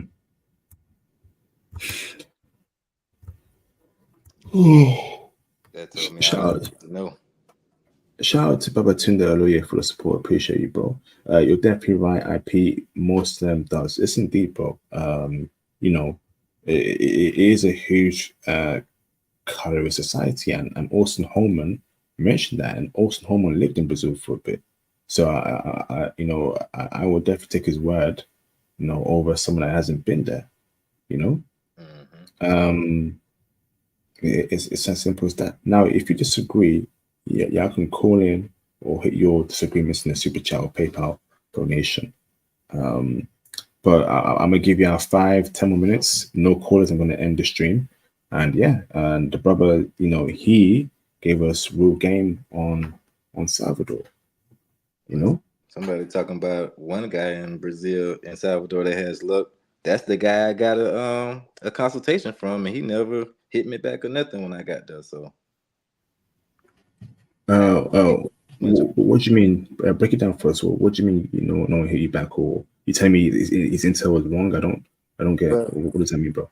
no, somebody in the chat says that it's a YouTuber that's dark skinned that lives in Salvador, and I agree with him. And he does have a girlfriend, but when I got there, I hit him up. I did a consultation with him. I paid him for an hour-long consultation. He did a good consultation, but when I got there, he was, I guess, too busy to help me do anything. So I didn't have a chance to get up with him or nothing. Nothing happened. So I don't know. I don't know how he did it. I'm glad that he has that. And then it looks like he's been with her for a while. Like I said, the other guy married for 3, 4 years, but right now, if you go down there, you might not have that same look. So don't just look at these YouTubers and think And I think you might. black It men, might work. I think black men need to have a sense of reality here, and I think we have to admit that depending on your skin tone, you can be treated differently. So if you're of a lighter complexion, really light skinned, and you're black, yes, you may have a much better time than someone that's dark skinned. Let's keep it a stack. I don't believe that black men across the different shades of skin color in our community get treated the same in every country. Let's keep it a stack. Okay. If you are a black man that is as dark as Akon, you may have a very, very bad time in Brazil or in a particular country. However, if you are very light skinned, okay, crisp brown complexion, something like that, you may be treated very well. Let's keep it a stack, brothers. Let's keep it 100, man. I'm gonna keep it with you. You know, I do believe that certain black people get treated well in some countries because they're light skinned, and that's just life. That's life, man. And I think we have to accept that, and you have to maneuver around that. Go to where you're wanted. If I know a country won't like me because I'm dark skinned, I ain't going there, bruv. I ain't wasting a single day of my time in a country that, because of my skin color, because I'm dark skinned, they're gonna treat me horribly. I'm gonna have a bad time with their dating. I ain't gonna go near there, you know. But if you're a light skinned black guy, feel free and go ahead there. And I think we have to come to agreement and terms on that. Light skinned black people and dark skinned black people get treated differently. A lot of people were telling me to go to Rio too, but I think it's just because they have more foreigners in Rio though. Or in Rio they might be more open to talking to different type of foreigners or something. I was so done with Salvador, I was ready to get out the country. Period. Like I had you some know, luck. I had a girl try to holler at me at the airport in Sao Paulo. She was trying to kidnap me. She was like one of the mestizo looking girls, but she was also like a five. So you that know, don't really count. that don't count, but we want to have decent looking women in our lives. Right. But in my opinion, right, Brazil is a paradise for light skinned black people. If you're light skinned, you're gonna have a great time there. If you're dark skinned, 50-50. This is why I've heard myself personally. This is my intel. I may be wrong. I may be wrong, but it's it is what it is, man. It is what it is. Um, any are gonna call in, or we have over 190 people watching. Any of you are gonna call in, or you know, um, uh, and any are gonna call in.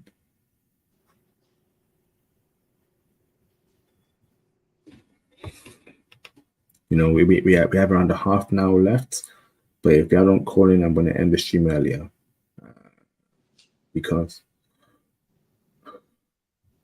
yeah, I'm keeping it real, man. I'm keeping it real.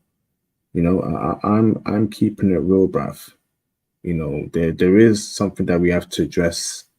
If you're dark skinned, if you're light skinned, if you're brown skinned, in some countries you may get treated differently.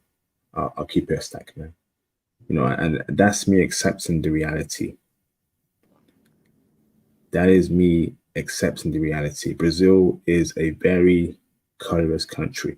Now, this isn't me telling you don't go to Brazil. Go there. If you want to go to Brazil, go there yourself, man. I can't tell you what to do. I can only give you my input, my opinion, and get other brothers here, you know, get their opinion on certain countries. There's a reason why I get a diverse range of people there on my channel. There's a reason why I get a diverse range of people, the good, the bad, the ugly. Brothers from all walks of lives.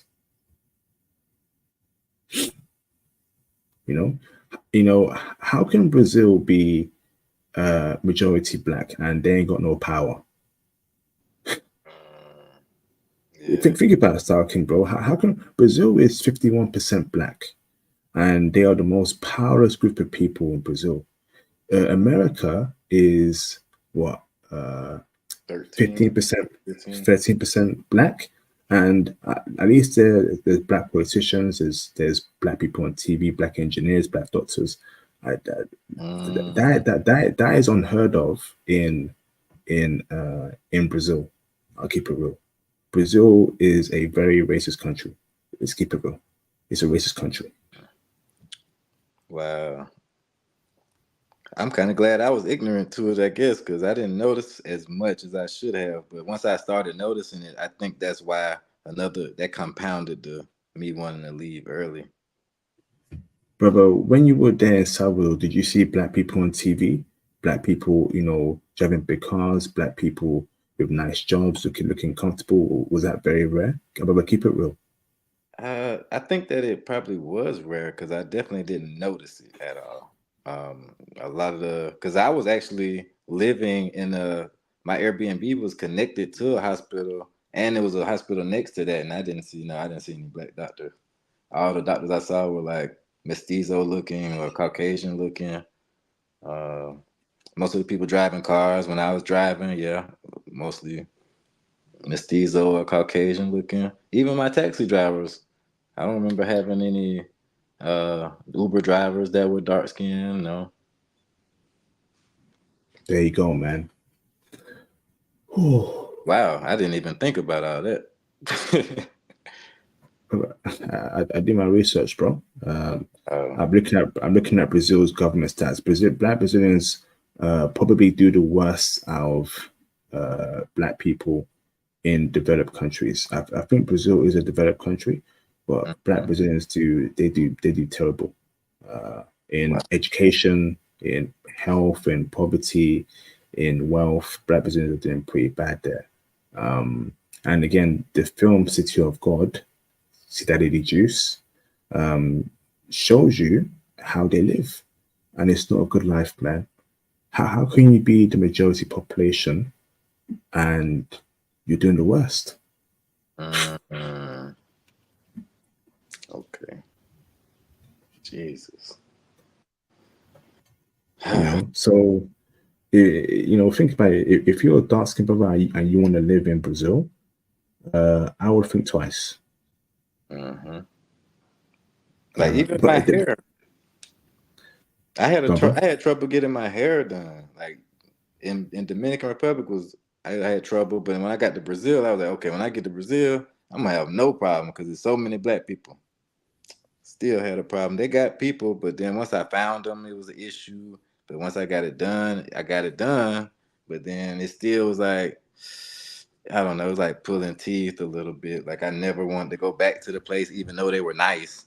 It's such a strange dynamic with the people.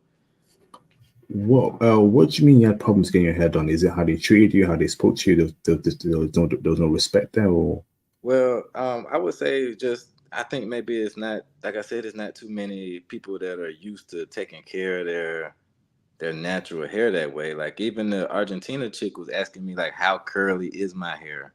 Like trying to see how nappy it can get. So like you said, they're really focused on that. So they'll rather probably put like a S curl in their hair to make it look wavy than to braid it up or dread it up. You know what I mean?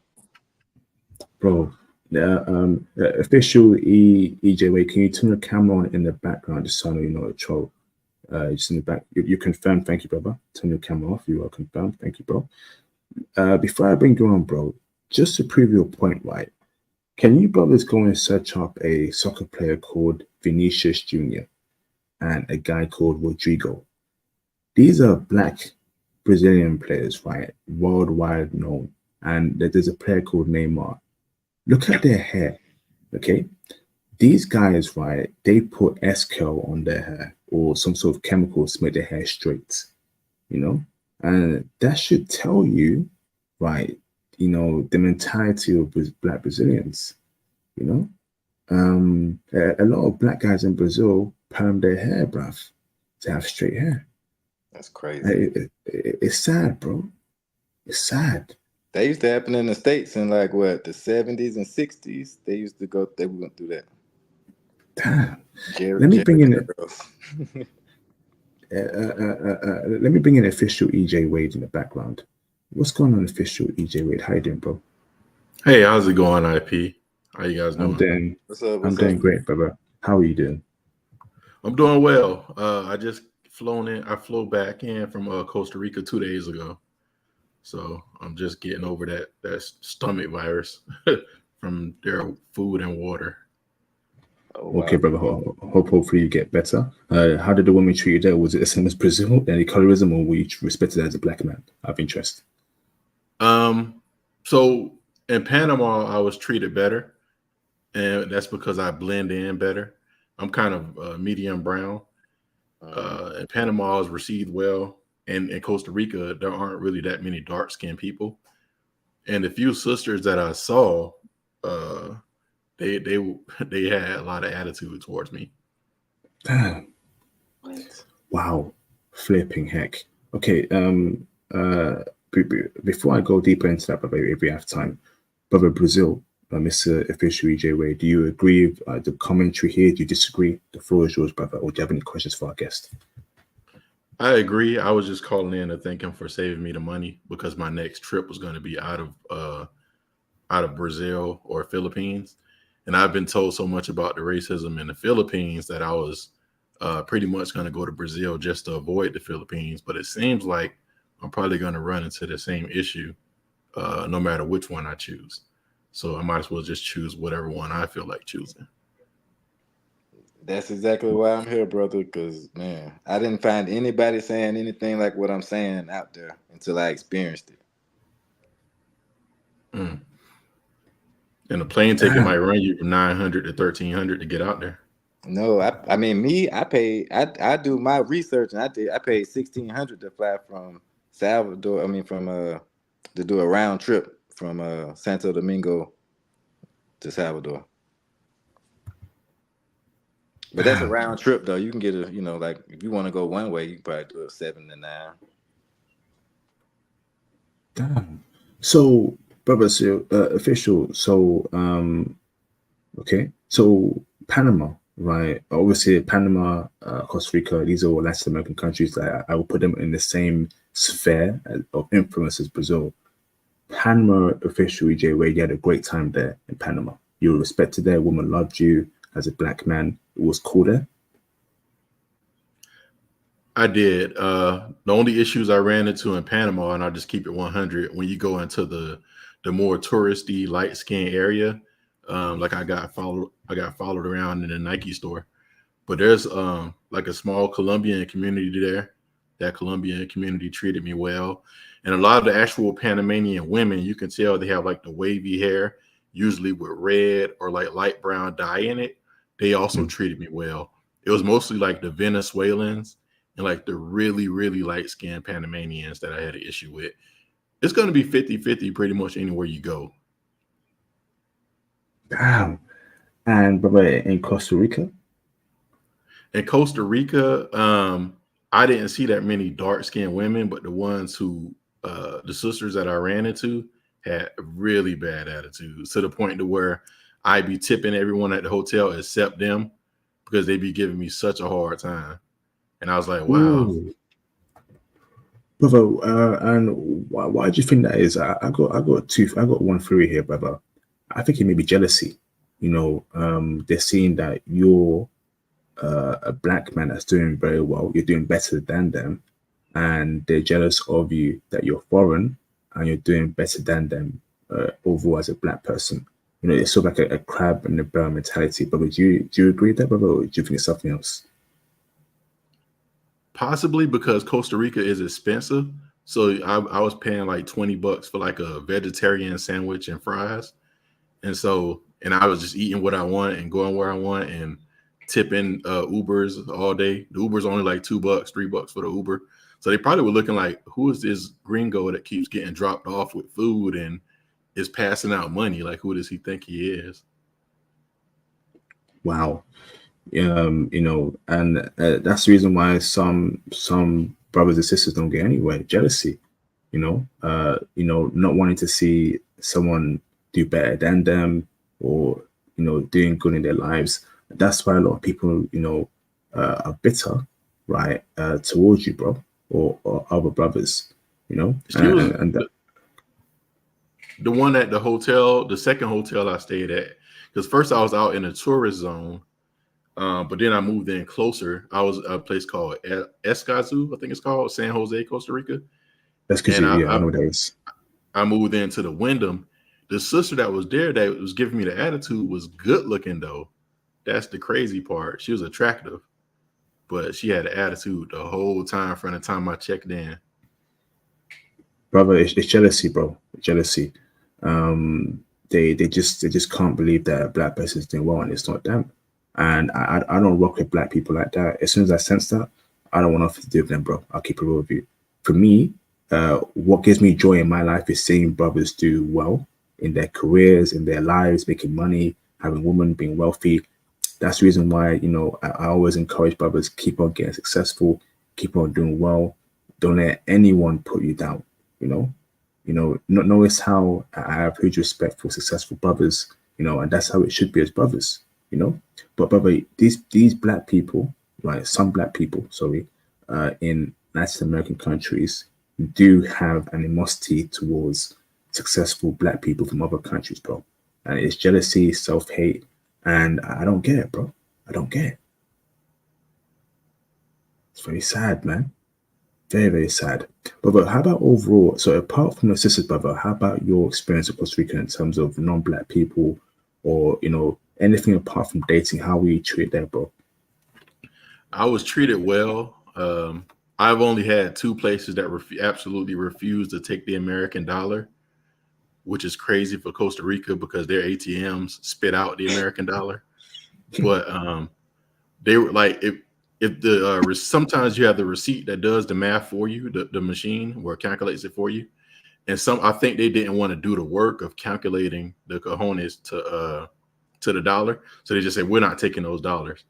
And like I had the woman like kind of hand me back a 20, like get out of my face. And then one of the guys in line at Walmart was like, that's a US 20. And I'm like, yeah, he just pulled out the condones and traded me right there on the spot. Like, she crazy, I'll take it. You know what I mean? So, but other than that, most of the people, they call them ticas, the women out there, they actually were pretty nice. For the most part, I think that the darker women were actually Colombian. Ah, wow. Thanks for your experience there, brother. Mr. A, can you turn your camera on in the background so I know you're not a troll? Are you a brother? Yes, you are. You confirmed. Thank you, brother. Turn your camera off. Let me bring your A in the background. What's going on, A? How you doing, bro? It's good. How's everybody doing tonight? Fantastic, bro. Fantastic, brother. Hope you're well too, brother. But fire away. Do you agree, disagree? Do you have any questions for our guest? Break it down for us. Yeah, I respectfully disagree. I cannot go against his personal experience. That's his, I respect him and his what he has to say. But from my experience and my perspective, when I head over there down to Brazil, I went to Sao Paulo, I went to Rio, Barra de Tijuca, and some islands around there. Overall, I had a great time. Women were the one actually introducing themselves to me. I was not used to the area. I didn't know how to read the people. So I was very to myself, right? Reserved, basically trying to understand how everything is, the culture. I never really had an issue with that, Yes, of course, there was like what people are saying, yeah, the black women may not like them or something like that. The culture is kind of different down there, right? They feel like they are entitled to you to ask them out first, right? Whereas a lighter skinned person, they know the racial background and the history in Brazil, they might introduce themselves more to you. So in my experience, I had more white women introduce themselves to me, but the black women, they expected me to automatically approach them. So there's a difference in expectations, right? The culture is also different. Yeah, of course, there's slavery and I know of those stories of they want to make their kids lighter and everything like that, but it's due to inferiority complex, and not everybody has that, right? And sometimes when you see rejection or you bring in the animosity from the states there, you're gonna see things differently, and people are gonna pick up on that, right? So a lot of the time, a lot of people like respecting me. You know, it was the first time like I can express myself with my masculinity unconditionally, right? The mixed people consider themselves black. It's not like here where people think that they're Drake or OJ Simpson and they're white, right? It's different. They were actually proud to call themselves black. It shocked me because that's not how it is in the States. That they consider themselves black, right? They worship Pele. If you go to Brazil, all you're gonna see is number 10 with no name. I didn't know who number 10 was, and then it turns out it was Pele, right? They worship the man that fought for black people. He was a representation that they can do it, right? And all these white people are wearing number 10 and all this other stuff. So, and one key thing when it comes to meeting women down there, they do not tolerate you coming there just to bang one out or anything like that. They're actually very mature and very serious, right? So if you don't come there and you got unresolved issues and all that stuff, they're gonna sniff that shit out and they test you. And I think it's not the same way in the United States. They would, if the girl likes you and you say you're interested in her, she will bring you around other lady friends and try to test you to see how interested you are to other ones, to see how truly interested you are in her. They do things differently, right? And they can sniff shit out, right? And if you go to another, that's where I think his mistake was. He went to a place where they do not speak English, and their tolerance for that is very low, right? Do not go to Brazil. I'm gonna be honest with you. I don't care what any YouTuber does, that they go down there, oh, I use Translate. No, that's BS. You have to speak Portuguese, conversational wise, right? Introductory, go to Rio. But if you can have a conversation, that's it, man. And there's plenty of black men married to Brazilians when I'm down there from the United States. Yeah, They're retiring, or I'm talking too much. Yeah, go ahead. No, I'm not saying you're talking too much. I just didn't want to forget my point. So I don't disagree with you. I literally said all those things already myself. I was just saying that in terms of world, like if you're speaking on a world perspective, why would a man that's worth his weight in gold want to go somewhere where he can't talk to somebody within the first month of being there? Or, in Salvador. I said Salvador in particular. I didn't say Rio de Janeiro or Sao Paulo. I even made mention that I had more luck with people approaching me in other places in Brazil. And when you say the other places, can you be specific? Yeah, I did. I was. Just Rio? Did you just come on the show, brother? I only came on in the second half. Okay. So I did mention that I was in Sao Paulo. I was also in Belo Horizonte for a layover as well. And I did get attention in those two places. But like I said, I prefer black women. So I went to a place that I would expect to run into more melanated women. And I was just disappointed with the level of interest. That's all. Yeah, I totally I'm not discrediting your point. I'm trying to like straighten out the cultural. Sometimes people travel to different places, they don't understand the cultural aspects or the shadow aspects of it, right? Like with the Philippines, I totally agree. There is a genuine colorism thing. I can't say that's everybody's experience. Some people have positive and good ones. I'm not saying I'm right, but I do want to clear up some of the cultural things that might be overlooked and it might be taken in a negative way. But the my number question, one thing, yeah, go ahead. My question is, why are you trying to clear it up? Are you Brazilian, or have you been there in the last month? No, I've been to Brazil, not in the last month. I'm planning to go again. No, I mean like Salvador. I'm speaking about Salvador in particular, not anywhere else in Brazil.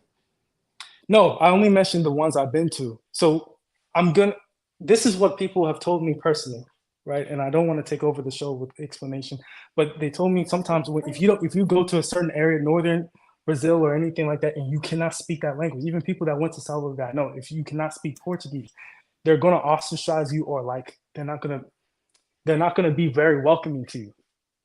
Right. That's what I'm reinforcing that. I agree with you. I'm reinforcing that. So where are you from in the United States? Because the things that you were saying about the United States didn't sound correct to me. So where are you from? Well, I'm in the East Coast, so I'm around the DMV area. So we're more crazy. They're more crazy over there, bro. I'm from Atlanta. I lived in South Carolina, Alabama, and Texas. And everything that you were saying about the state sounded weird to me. Plus, I know people in a lot of places. I'm just confused, like the environment. Are you around black people a lot? Yeah, DMV is full of black people. Maryland, DC has like what, over 50% black people. Right. Okay. I was just confused. Okay, go ahead. Hey, to each his own. That's just basically what I want to speak out, because these sometimes the cultural aspects, people don't like. Basically, the main thing: don't go somewhere where and spend your money if you can't speak the language conversation wise in Brazil. It's not going to be worth it. And that part I can agree with him. And I agree with your reason, because it is serious, because you work freaking hard for that. You work overtime, you do all that stuff, and you're just going to be disappointed and like feel like you're being disrespected, right? So the main point is understand some of these cultural aspects, and you know how to navigate when you go to Brazil, right? And I wish you stayed in Rio, around that area, so you can you wouldn't have to waste your money down there. Because I know it's a hike. It's Bro, like I over never 24 got a hours. chance. I went straight to Salvador. I never went to Rio would have loved you. Rio would have loved you, bro. That's what they were telling me in Salvador, which was crazy. Nah, no. You got to be careful, especially with feminists there, bro. Right? If you use Tinder and did passport there, you would have picked up on some of these certain things, and like you would easily see like, oh, you don't speak Portuguese, they'll cut you off. It happens to me even in Rio. You're not fluent here. Nah, I don't want to do anything with you, right? Wow. So it's very important, because they speak either Portuguese or Spanish, and they kind of see it as an insult for you to just come there. They see it as like a form of this is what they told me. It's kind of like narcissistic, right? Hold on. Stuck up, right? Sorry. Shout out to DT and official EG Wade. Feel free to chime in after. First time to the show, Detroit showing love. Marine vet, married to an Okinawan for 18 years. Awesome, bro. Thank you for your support, DT. DT, do you mind sending me a DM on IG, brother? Definitely want to know more about your Okinawan wife, brother, and how you met her. That's Japanese, if your brothers don't know. Thank you very much. Appreciate it. Mr. Official EJ, do you have a question, or do you want to chime in? Break it down for us, bro. Well, one of the things I was speaking on, and somebody was saying that they thought it was fetish in another conversation. I was saying it's funny how when you go south of the border, a lot of the black women are kind of repelled by us. But when I did the med cruise in the Navy, you have like the whitest of white, like German, Estonia. They love brothers. And when somebody was saying, well, no, that's just fetish, you don't know the difference. Well, I beg to differ. I served 4 years in the Navy and did 2 med cruises. And what you're going to hear from veterans is the brothers in Germany get married to those women and often stay over there. They don't even come back to the United States.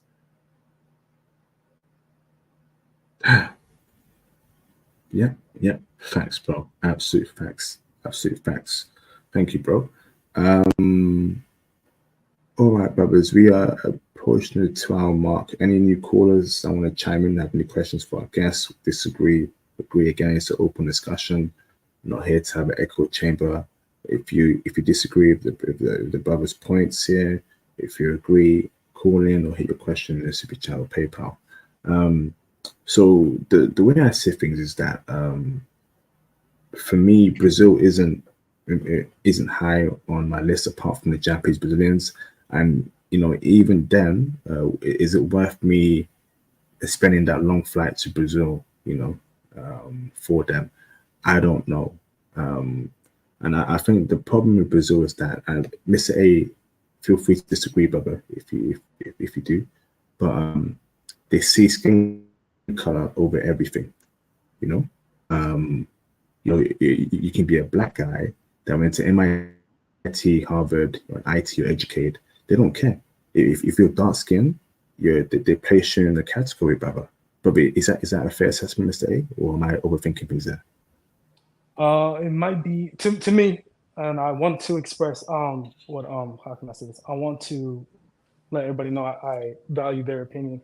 To me personally, it's a little bit of like fear in that, right? And when I say sometimes exposure is needed, I was told, and this is, and I was in the same shoes, in a worse spot actually. I was told that it's one of the most racist countries for blacks. I was told it's dangerous. I'm going to get killed. I'm going to get shot. All this other stuff, right? I didn't know what to expect, but I got tired of people trying to like limit me. So I went out there out of rebellious purpose to push myself and challenge these things, and it just flipped my mind, right? And it's the same thing with how the media portrays black men in America, right? That we're irresponsible, that we're this, that we're that. Over 52% of us are single and childless. Only 15% of black men are causing all these issues. And that's including the men that are divorced in that 15%. We're doing our thing, and that's how powerful the media perceives us, right? Perception is very important until you experience it yourself. You know what I mean? Or get some type of exposure. But I 100% agree with you that money, man, just going over there and spending it, and then I 100% understand that. I get you. But speak Portuguese. If you ever try it, make sure you could at least speak some conversational Portuguese. Other than that, it's not worth it for you, bro. I'm just going to say that. Awesome. Thank you, A. Thank you. Official, do you want to say something? Marco, do you want to say something? I wonder if that's a risk, though. Like people say, learn the language. And the thing is, what if he learns Portuguese and spends, let's say, 6 months, and then goes down there and gets treated badly? Was that a poor investment in his time to sit there and learn Portuguese? From my perspective, it's not. It's a huge investment. Even when I went there to even speaking, I couldn't speak conversational, right? But even for me to speak some level or anything, they told me personally that you actually come here and you actually tried to learn our culture, right? They said their biggest issue, and this is with multiple of them, their biggest issue is with Americans coming down here, and they won't even speak their language. They don't understand anything. They don't even know how to say goodbye or thank you, right? And they said that the entitlement disgusts them. So to me, that's like their biggest concern and why they probably won't talk to Americans or they won't approach them or whatever. They do the same thing to white people, right? But see, the white Spanish, people, yeah, go ahead. Spanish though, like say you strike out in Panama, you could try your Spanish in Mexico or Costa Rica or Peru. Portuguese, you can only try it in like 2 places. So if you strike out in Brazil, Angola is the only option you have, or Portugal, and that's it. That's a good point. I will say this: you have to really understand your values, right? What you need in your life, and does the culture support that? That's the number one hardest thing that I had to ask myself, right? And there's something about the spirituality about the people down there, and the love. If they feel love, they want to share it with people, and all this other stuff. It suits my heart, right? It completes my soul. So to me, it's worth it. You know what I mean? Just from my experience and everything I had down there, to me, it's well worth it. It's not a risk. You don't lose anything, right? But it's up to you. Same thing with IP saying he loves Japan. I thought Japanese people are, they're not gonna they're not really cool with us, or Asian people in general are not really cool with us. But he knows because he went there, right? I don't know if he knows Japanese or anything like that, but it really depends what's worth it to you, because life is short. Don't, putting yourself in an area where people don't appreciate you and don't value you, you're abusing yourself if you put yourself in that situation, right? So what's worth it to you? Learning it for 2 months, 3 months, having let them know that you're trying to learn, right? That's the most important thing. And they will teach you. They teach me, they help me, and all this other stuff. They write me this. We talk on the phone, they help me. It's a entirely different dynamic down there. And it's up to you if it's worth it or not. You know what I mean? So Facts, absolute facts. All right, man. I need to drop off it. Any new callers? Shout out to Mr. No, that's it. That's it. So we are at the 2-hour mark. Brother, are there any new callers? Any questions? Now's the time. Okay. All right. So let me go to closing statements. Okay. Mr. Official EJ, do you have any closing statements? Yes, I would say thanks for inviting me on. Also, we need to start having more honest conversations like this where we could share information. I know that those consultations probably, bring some profit in for some YouTubers, but don't just sell someone on a consultation in order to make money and then have people going down there looking crazy, Facts. Facts, bro. Absolute facts. Thank you, Mr. Official EJ. Brother, feel free to send me a DM on IG, brother. Let's touch base, okay? Awesome. Thank you, Official. Much appreciated, bro. Mr. A, do you have any closing statements?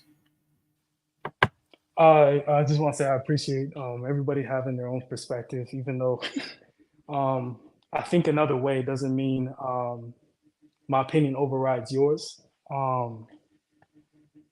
I've never been to Salvador myself, right? But I can only express what I've heard and what my experience is there and what I think.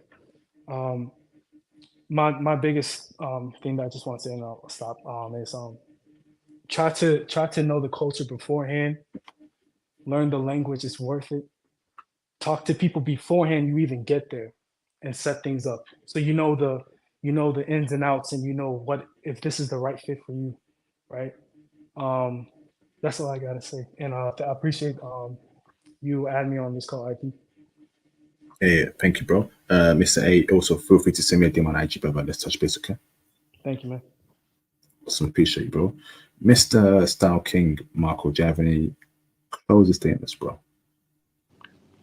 Yeah, definitely. I just really appreciate you guys giving me an opportunity to speak, what happened to me and my experience. Like I told everybody, it's only my experience, but definitely take heed to what I'm saying because I'm a person that operates in 100% integrity.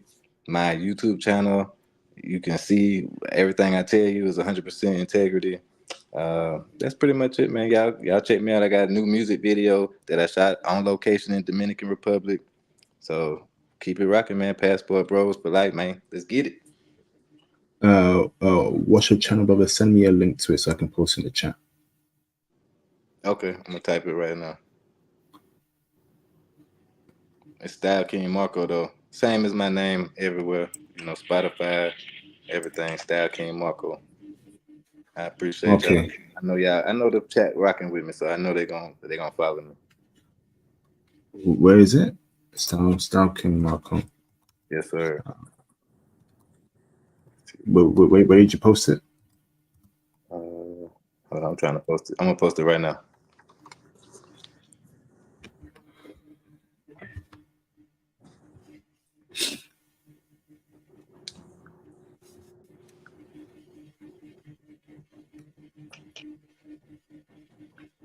All right, brothers. Yeah. This is great. While we wait for the brother to do that, shout out to Mr. DT for the support. Much appreciated, bro. One more, gonna set alerts for your lives, bro. Thank you, DT, for the support. DT, if you can send me a DM on IG as well, DT, that would be great and fantastic. Thank you, bro. Much appreciated. Much appreciated. Awesome. Where's the link, Starking Michael? Where is it? I just posted it in the chat. You wanted it in the back chat? I don't see it. Yeah, put it in the back chat. I don't see it, so I can post it. Okay.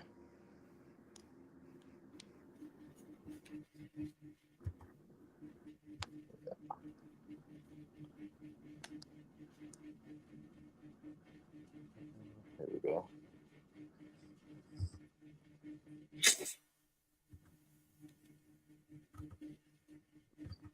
Where is it? Where did you send it? Like I said, I posted it in the front, but now I'm trying to post it in the back chat for you. Okay. All right.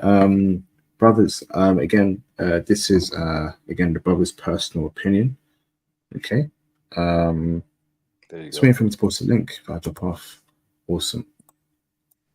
Let me post it. All right, brothers. So as I mentioned, brothers, right? Again, this is his personal opinion. Now, some of you may disagree, some of you may not agree, but it is what it is. Okay, I have a lot of of opinions about Brazil, colorism, and let's keep it real. Brazil is a very colorist society. Mr. Stalking, I'm gonna drop you off. Thank you, bro. Okay, much appreciated. Thank you, bro. Okay, Stalking there. Brothers, give me a minute, please. Hold on.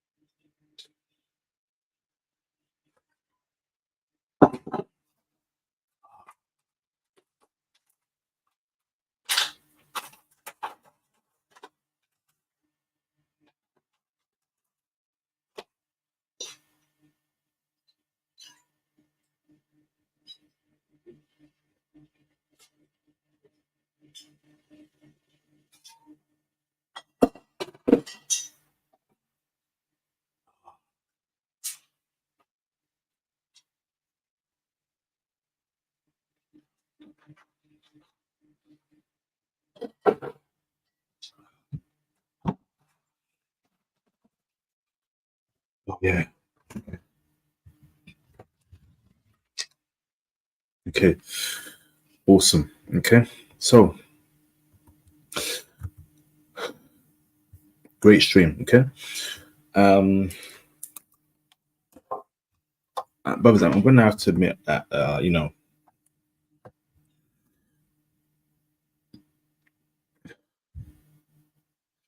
in some cases, light-skinned black men and dark-skinned black men get treated differently. You know,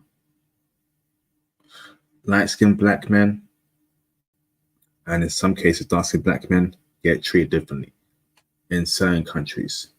That's how life is. Okay.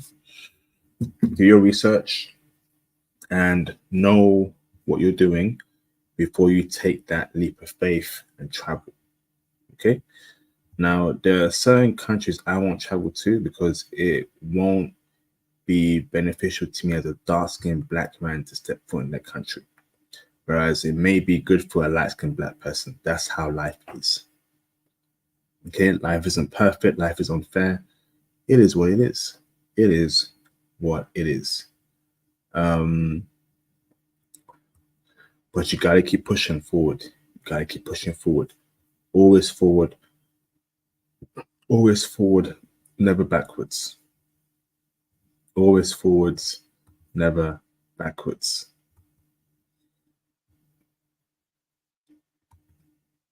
Now, I want you to understand that very well.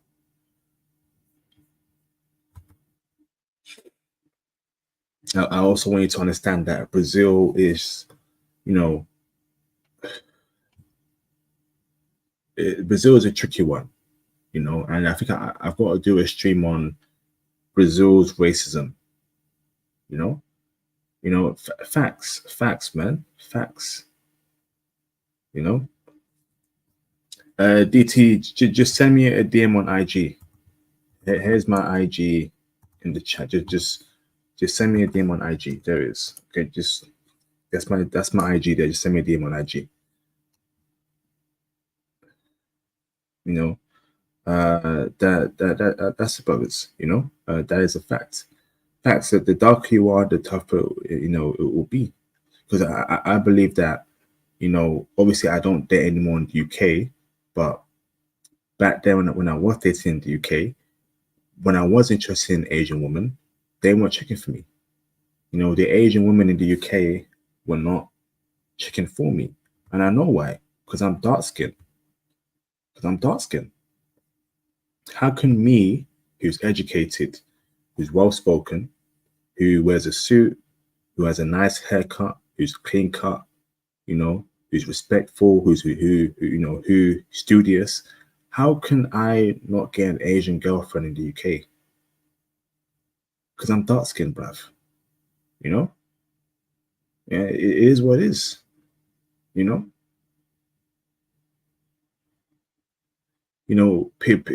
People see your skin color, don't give a damn about your achievements, your education, how hard you worked, and I personally, I believe that things that shouldn't have been mine in this life, opportunities, right, jobs, dating, I didn't get because I'm dark skinned. I'll keep it real, and it is a fact that the darker you are, the more problems you're gonna have in this life, man.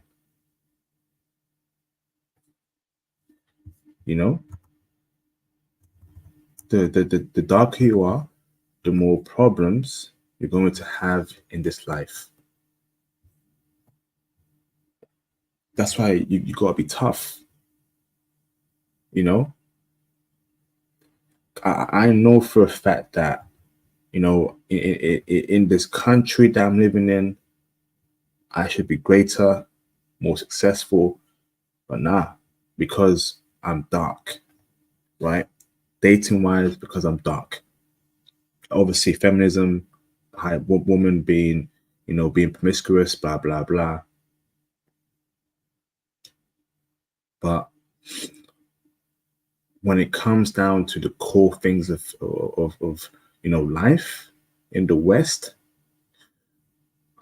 your life's gonna be tough if you're dark skinned, man.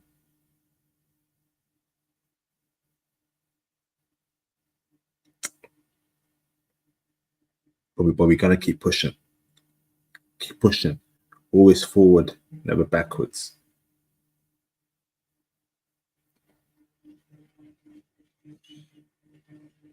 I've been thinking quite a lot recently. Thinking. What's going on, man?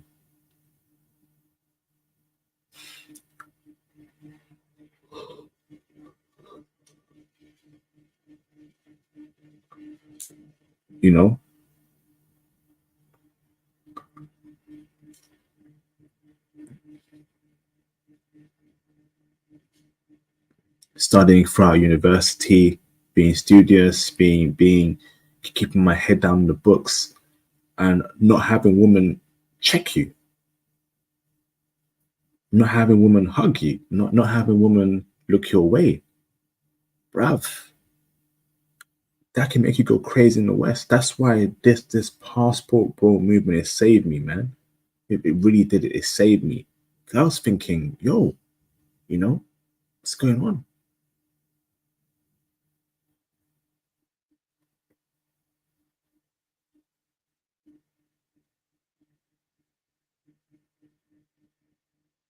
So we here, man. We got work to do. I'm happy, man.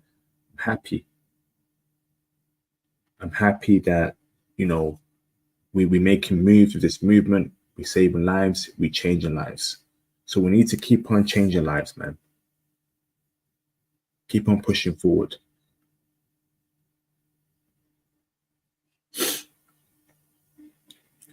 Let's go. Let's go. Let's go. Facts, bro. Couldn't agree more. Personally, I think Japan is the best place for a black man to place his flag and live out there rest of his days safe, there was no crime, citizens held accountable for misconduct. Facts, bro. Facts. Absolutely facts. You know, Japan is just something else for brothers. It is the black man's true home. I know that sounds crazy, but Japan is the black man's true home for Western black men. Like every day, I miss Japan, bro. Every day, and you know, I just feel like just booking a one-way ticket there and never coming back to the West, man. I think about it every day, bro. Every day, every day, every day. Japan is magical, man. It saved me as a brother. It saved me. It saved me, man. It like knowing that Asian women out there love you. You know, but before Japan, I had never been on a date with an East Asian woman. Actually, no, I have, but a foreign. Actually, no, I have, but I've never had a date right on the same date. Sorry, with a foreign woman. Literally, cold approach her on the same day. The next 30 minutes, we're having coffee. Only in Japan. Take me back there. Take me back to Japan, bro, please. Oh man.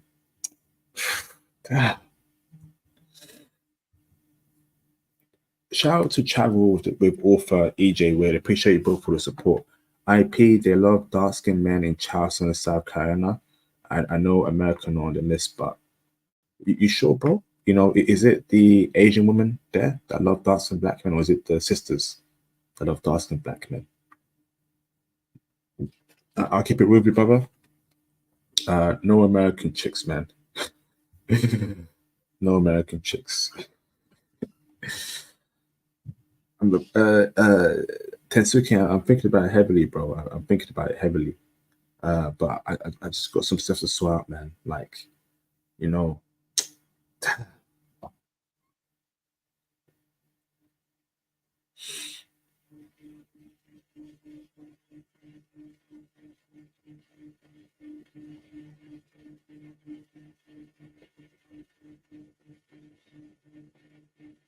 Damn.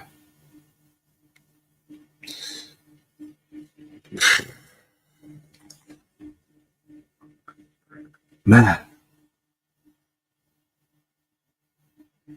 International passport.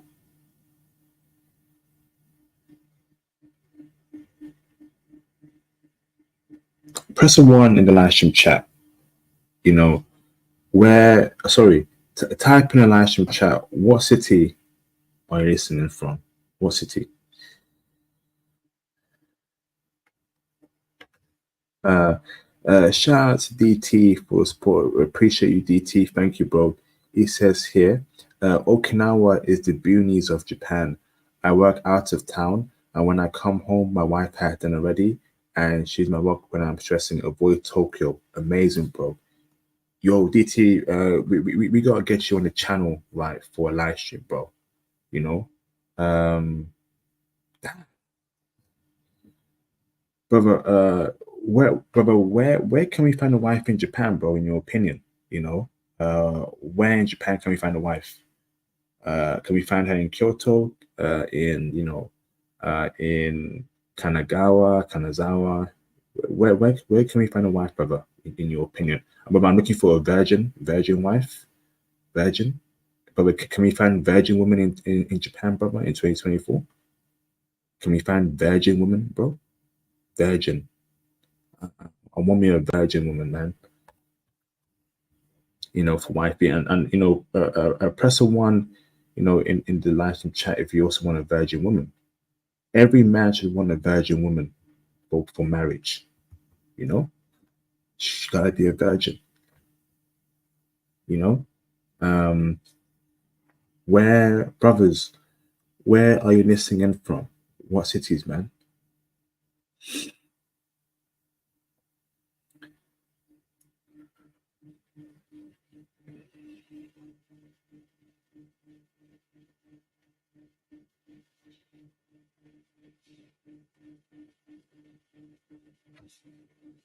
Can we find the virgin DT? Can we find the virgin woman in Japan, brother? DT, you know.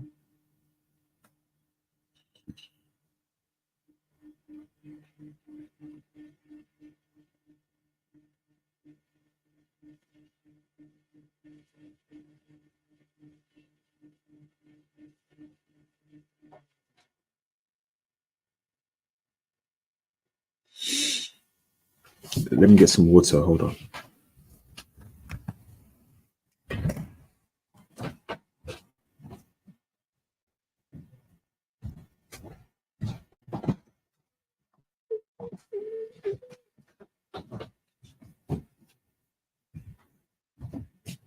And also, DT, can a 39-year-old black man date and marry a 21-year-old Japanese woman, 20, 22, 23?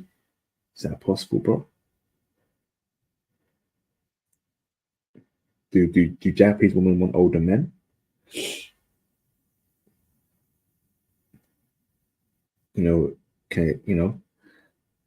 Can a 39-year-old have that, brother? Like, I know tell us spots in Japan where we can find virgin women, bro. And brothers, if you like the stream, if you want to support me, hit the super chat, man.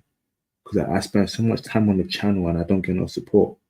So please hit the super chat, join the Patreon, man. Be a lifetime Patreon member, bro. Like, just join the Patreon and show me some support. If you love what I'm doing, because I'm tired, bro. Flipping tired, brothers. It's tough. It's tough doing what I do, bruv. It's tough. So please support me, man. Support me, support me, support me. Support me, bruv. Patreon, super chat, PayPal, please support.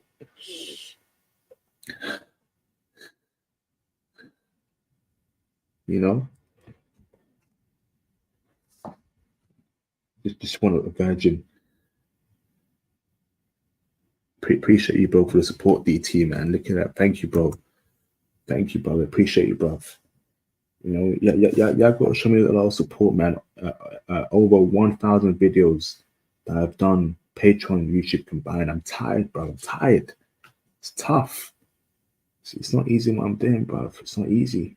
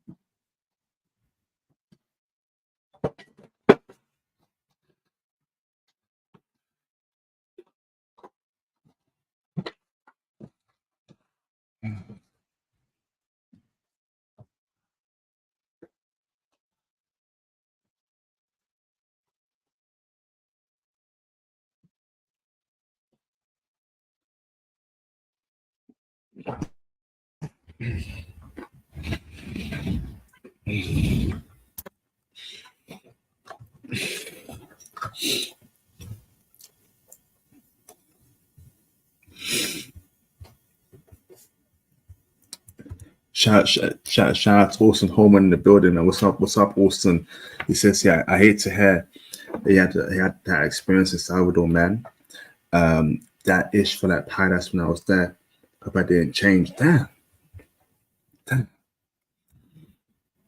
It done change, Austin, bruv. It done change, man. It changed, bruv.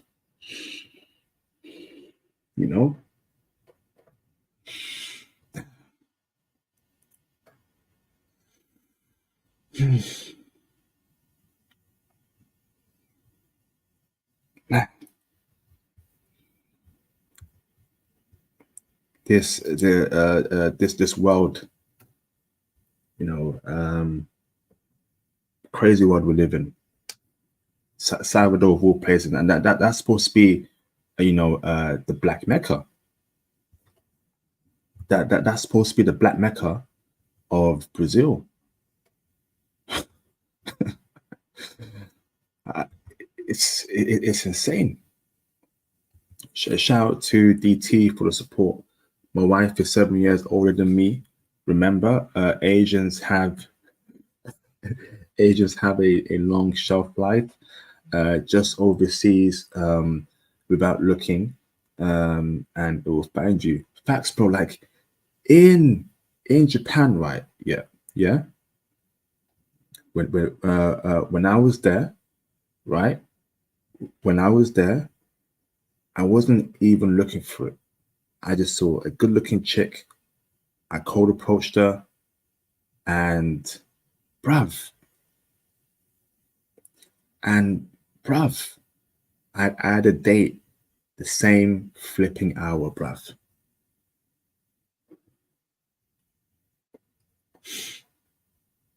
You know?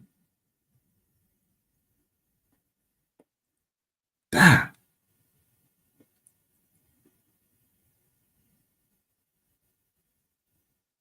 That. I had a date the same hour. That's what we're dealing with as passport bros.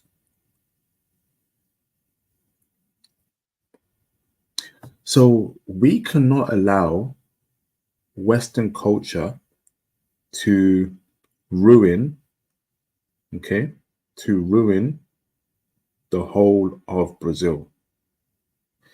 In fact, the whole world. We can't allow it, brothers. We can't. We can't allow it. Because we already go through hell in the West. We already go through hell in the West.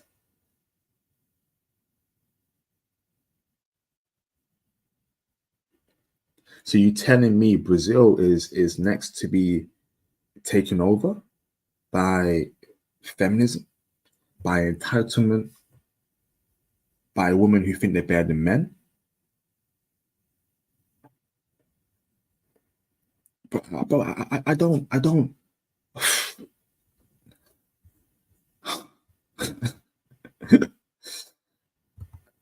Not on my watch. Not on my watch.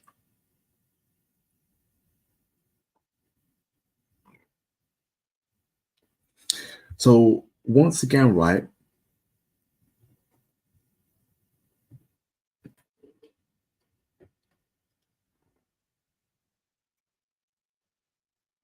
I'm gonna need y'all brothers to be strong, man.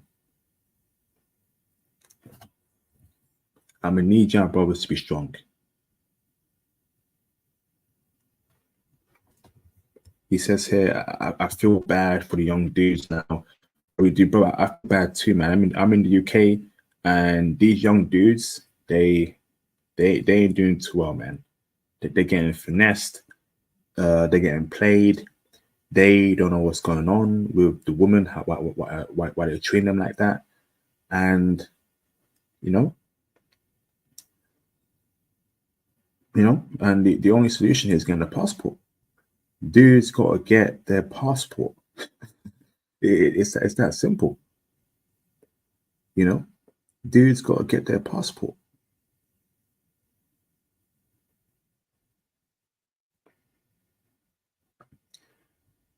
And in my opinion, right, there will be a thing called passport privilege in the future, where a lot of dudes won't be able to get a passport. Either they can't afford it or they just can't do it. And this passport bro stuff will be only for privileged brothers. That's coming very soon. That is coming very, very soon. So while you can still do it, right, get your passport. Get your passport.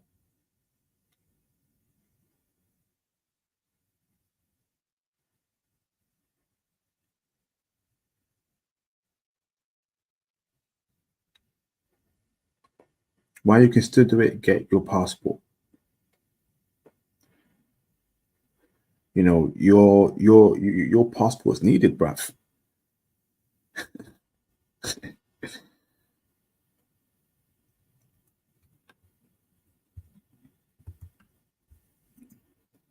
He says here, Brazil is a good place to have success. However, if you need to get a wife, go to Colombia.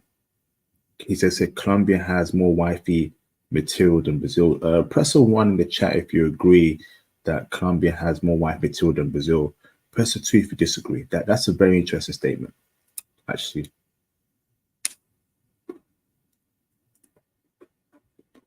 Does Colombia have more wife material than Brazil?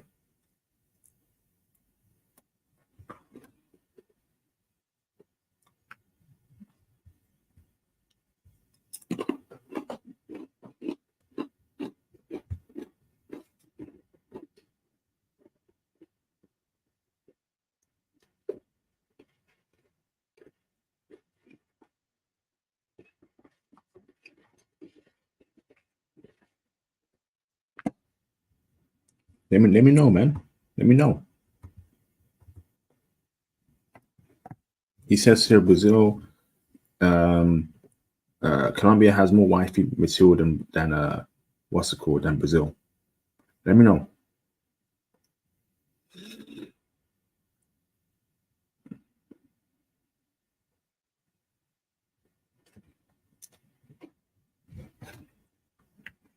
Let me know, cuz. Let me know.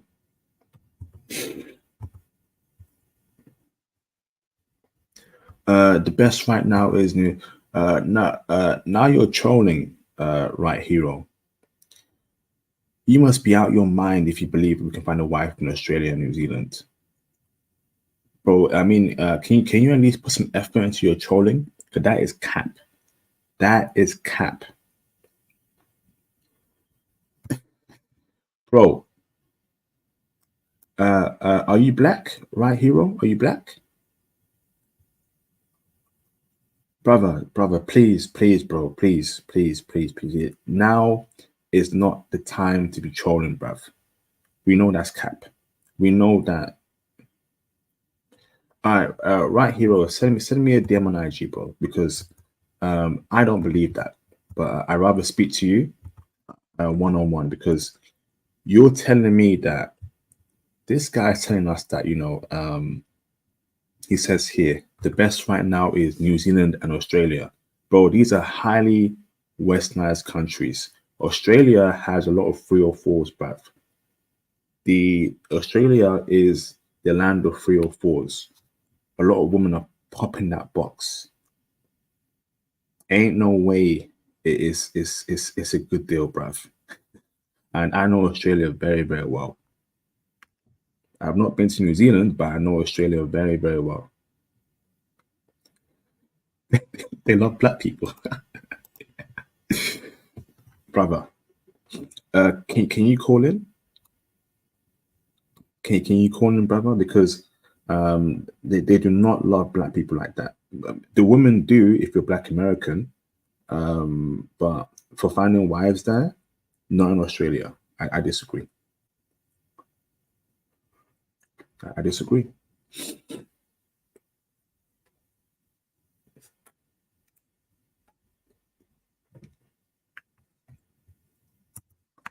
Absolute facts, Donovan. Absolute facts. Australian women love black men, that's true. But for wife material, no, they're for the streets. That's facts, bro. That's facts. That is absolute facts.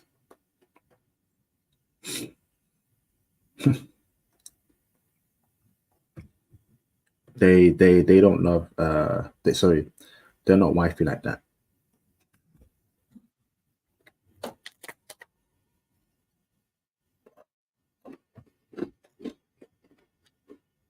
Do not marry an Australian woman or a New Zealand woman. Don't do it.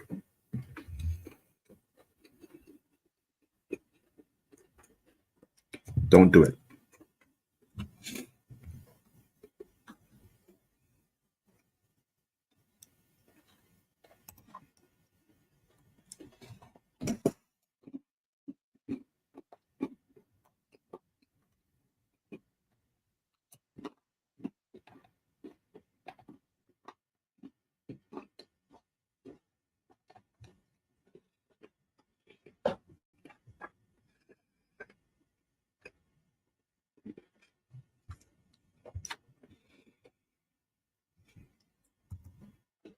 That's facts there, Kuma. That's facts.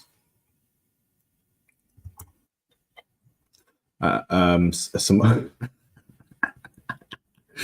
brother, are you kidding me right now? Are you kidding me right now, bro? Hell no. F no, bruv. No, brother. No. That's a big no. No.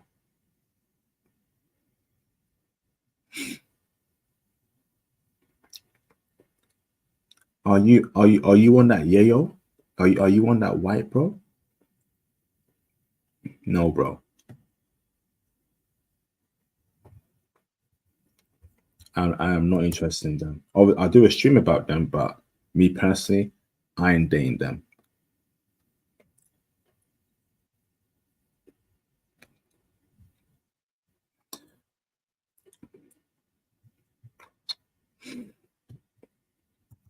Australia has been messed up by US culture.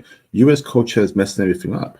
The rap music, you know, the fuck culture, you know, the social media lifestyle culture. US culture is pretty toxic, you know.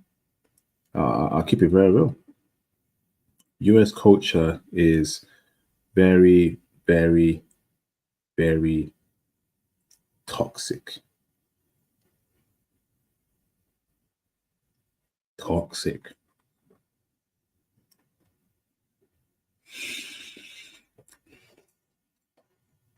Before I go to bed, I just want to listen to some, you know, Atlians by Outkast or Illmatic by Nas. I miss those days, brothers. I remember when Atlians dropped in stores. You know, real classics, man. Real classics. Come and get your soul food. All right. Good old-fashioned soul food. Oh, yeah. Everything is for free, as well as it could be. Come and get your soul food. Man, I need me a Japanese chick to send that to me, man. Shout out to DT for the support. Thank you, brother. First duty station was Hawaii. Small women are too big. Yes, brother. That's my point there. They're like 6'5", bruv. Nah, I'm good on that, bruv. There's no way I'm dating a woman that's taller than me. I can't do it, bruv. I personally can't date women that are taller than me. I can't do it. Nah, man. I don't know how dudes do it, but I can't do that, bruv. No. The best bet is just be a good man and find the outskirts of any country or woman you want. That's an interesting point there. But that means you got to learn the language, you know, have a remote job, you know, and be smart with your investments, etc., you know.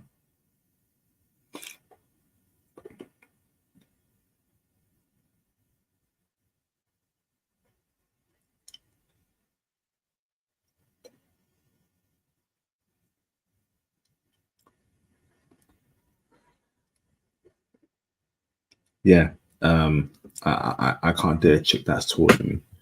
Nah, bruv.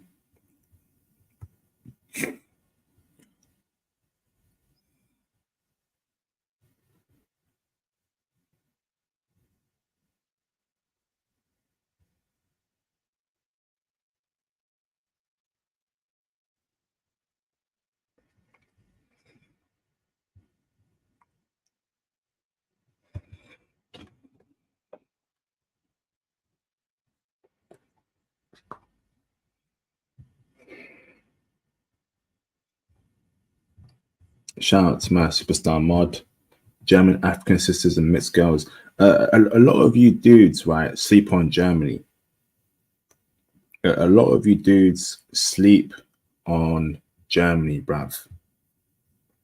You're sleeping on Germany. You're sleeping heavily on Germany. And I feel sorry for y'all.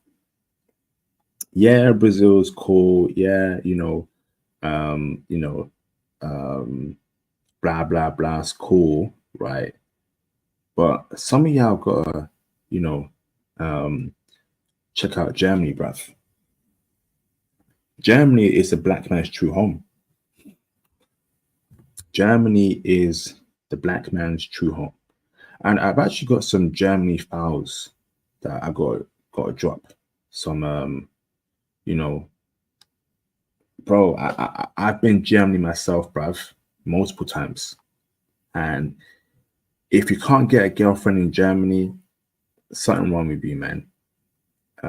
You're probably an alien, and that's the reason why I'm keeping a stack. You know, Germany is paradise for brothers. Germany is the only country where a woman said to me, to my face, "IP, you're beautiful. You are a beautiful black man." Can you imagine why a woman telling you that you're beautiful, that you are a beautiful black man? Only in Germany. Only in Germany. IP, you're beautiful. I was like, what? You're beautiful. And, you know, never, right? Never has, what's it called? Never has a English woman said to me, to my face, that I'm beautiful. But I go to Germany and woman telling me that I'm beautiful.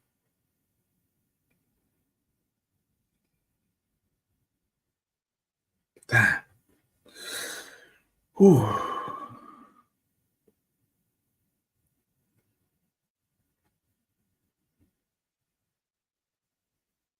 I'm beautiful. She said that to me. Only in Germany. No white girl in the UK said to me I'm beautiful. No flipping black chick said to me that I'm beautiful. But I go to Germany and a woman is calling me beautiful off rip. So what is it? So when are y'all gonna put that flight to Germany? When are you gonna put that Hamburg? Not just buying Hamburg is dope for brothers. I went Hamburg 2 years ago. Women there were checking for me. And you know how? Go on my streams, Germany videos, Germany streams, and look at the evidence that I posted there about Germany, bruv. Look at the evidence.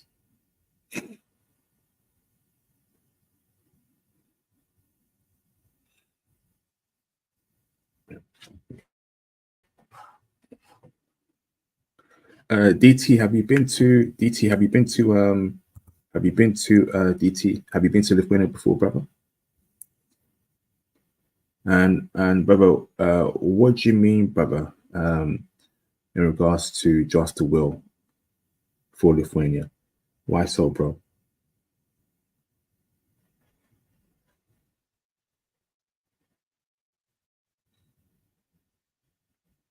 And the thing is, right, when I travel, right, I only go for dimes.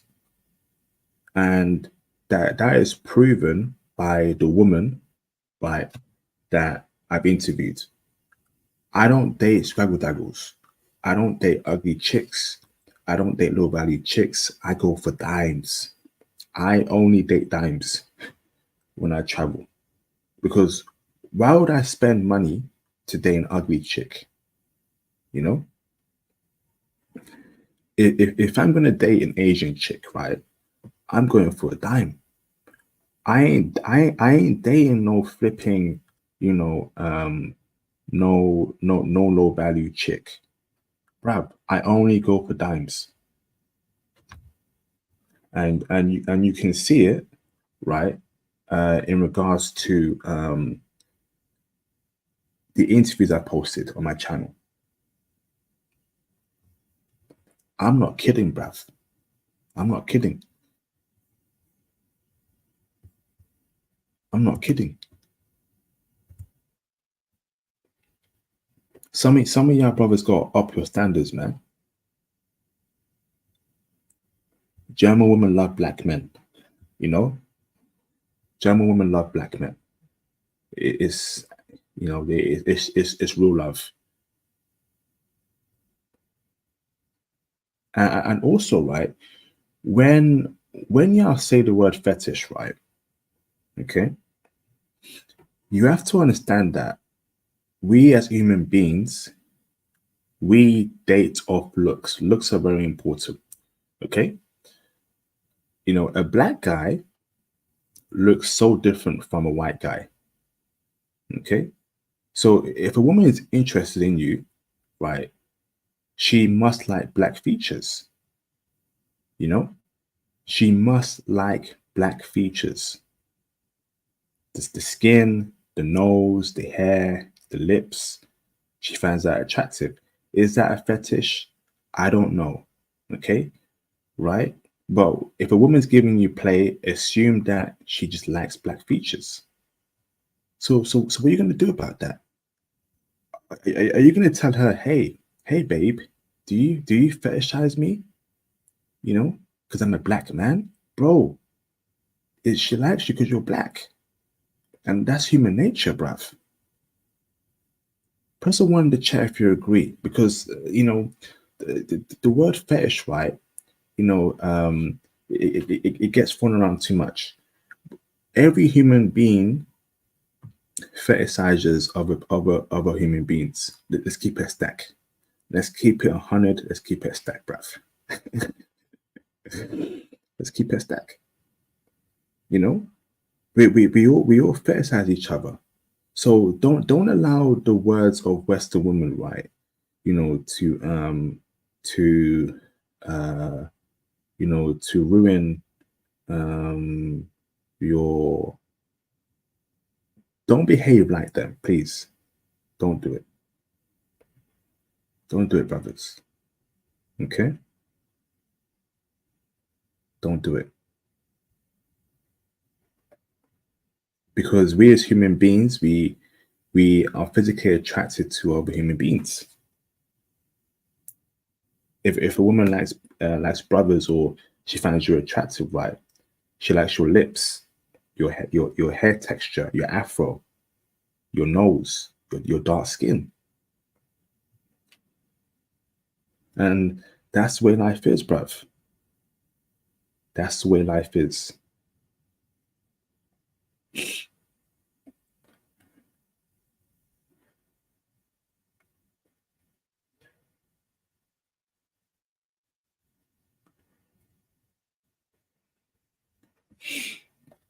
You know? I'm about to end the stream in 12, 15 minutes. Because I'm tired. I got work. But it's been a very interesting stream. It's been a classic.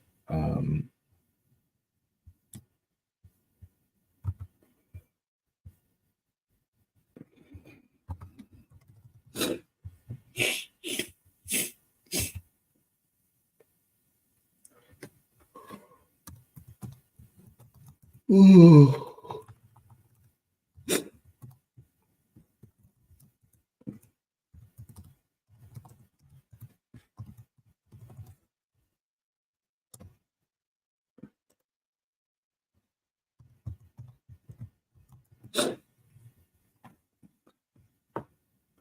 It's been classic, man.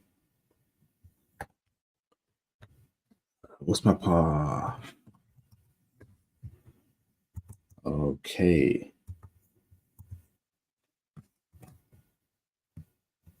Why does my heart? I want to listen to some Illmatic by Nas, some Atlians by Outkast. Just chill. All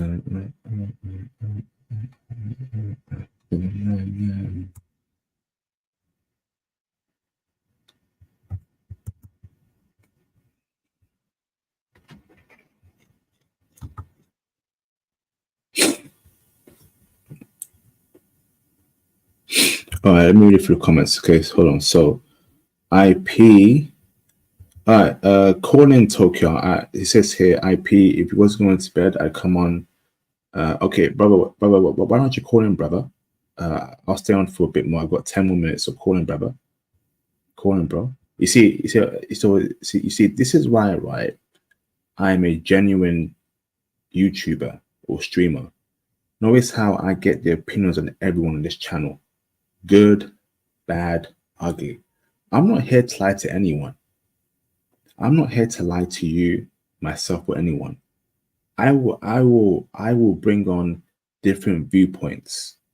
So this brother here says that Germany isn't the best for brothers. I want to hear his opinion. I disagree with him, but I still want to hear his opinion. That's why, you know, I'm one of the best out there. I'm not here to lie to brothers. Tokyo, turn your camera on in the background, please, so I know you're not a troll. Are you a brother? You're confirmed. Thank you, brother. Camera off. Camera off. Let me bring in Tokyo Chanel in the background. This should be an interesting conversation. Yes, indeed, bro. Yes, indeed. Kuma, who said that, bro? Hell no. Kendrick destroyed Drake. Who told you that, bro? Who told you that? Hell no, bruv. Kendrick destroyed Drake, bro. Let me bring in Tokyo in the background. DT, I see you, brother. You're confirmed. Let me bring in Tokyo in the background first, though. What's going on, Tokyo? How you doing, brother? I'm good, bro. How are you? I'm doing all right, brother. It's 4 a.m. over here in the UK. Where you at, bro? You in Germany? Oh, not anymore, bro. I came back to the US. But Awesome, brother. Awesome, brother. So, brother, break it down for us, brother, in regards to Germany. So you're saying it's not for brothers. I want to hear your opinion, brother. Break it down. so yeah, so basically my point is Germany is not for brothers. And the reason why I say this is because like the relationship that the females have with black men is not genuine, you know? Like I feel like there's like way better options, you know, that brothers can have. You know, there's like way better countries. And also there's no like good opportunities for brothers to really be successful, you know? When we look at Germany as a whole, the only country where I really see brothers like striving is like literally in Berlin. But once you like go outside of Berlin, bro, it becomes very difficult. You know, like sometimes you could walk beside a German person, like you guys are walking on like the same sidewalk, and they won't even like acknowledge you. They won't even like say hi to you. You know how like when brothers see each other, we kind of like nod, you know? If you do that in Germany, bro, nobody's even gonna pay attention to you. Sometimes they don't want to sit by you on the train. And it's like if the females like really, if they're really trying to rock with you, bro, they just trying to fetishize you, bro. It's not genuine. It's not love, you know? So, so you're saying that German women don't genuinely love brothers. But is that from your personal experience? I'm guessing you've been in Germany yourself, right? Yeah, bro. I was in Germany like what do you call it? Like the whole of last year. You know, I also went to like Austria as well. I went to what you call it? I was in the UK too because my cousin lives out there. But it's just like they're not really rocking with black folks like that, bro. I'm not even gonna lie to you. So that's why I keep saying like if you have the opportunity to travel, yes, Berlin is a cool city, but you should like at least explore other options. But Germany is not it. Where were you in Germany? So I went to go study what do you call it? Music production in Berlin. So there's this school called SAE, and I'm sure maybe some people have heard of it. So I went to SAE, but I lived like in what was the place called? I didn't live like in Berlin, like in the center, but it was just like a little bit outside of it. So I would take the train maybe like 10-20 minutes to go to the center. So I stayed there for like the entire year, you know, and like even like talking to other guys, you know, because like German women have like this perception that all black guys that go to like Berlin are like kind of like they feel like you're broke, you know, because a lot of African guys go out there. So if they see you as a black person, they feel like you're African, and they automatically assume that you don't have any like money, you're just trying to like hustle or get your papers, so they're not trying to like mess with you, you know? So the only time I feel like they really start to like rock with you when you tell them like, oh, I'm from the US, or I'm from like this other country, and then they will like, you know, like they will try to like, you know, assimilate themselves with you. But if you're like African, or if you're like from a country that's not like, how would you say it? That's not very like popular, they're not gonna rock with you, bro. I agree with you on that statement there. Yeah, When I was in Berlin a couple of years ago, they weren't really rocking with the Africans like that, but they were rocking with me because I'm obviously I'm English, right? So exactly. there is privilege for Black American men and Black British men, and I Hmm. do take advantage of that. But we shouldn't have. But you sound American, brother. I'm guessing you're born in America. Well, bro, like I've lived in like so many countries, you know, like I've lived in some West African countries. Like I travel a lot, so, but I wasn't born in the U.S. I just grew up here, so I spent most of my time in the U.S. You know, but I've lived Mm. in multiple countries. But it's just like the question I'm going to ask you: if they only like you for the country that you come from, then is it actually genuine? You get what I'm trying to say? You know?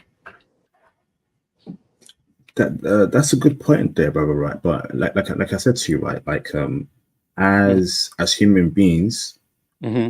women and men will like another human being for something, whether you're Mm-hmm. tall, whether you're light skinned, whether you're American, whether Mm-hmm. you're English, and that's just the way it is, brother. So, brother, Yeah. so for example, right? So let me give you an example, right? So, brother, you see a beautiful woman, right, in front of Mm-hmm. you. So, and you cold approach her, right? Mm-hmm. Why did you cold approach that woman? Brother, Because you so might find her attractive. Yeah. that's it, brother. So you find her physically attractive.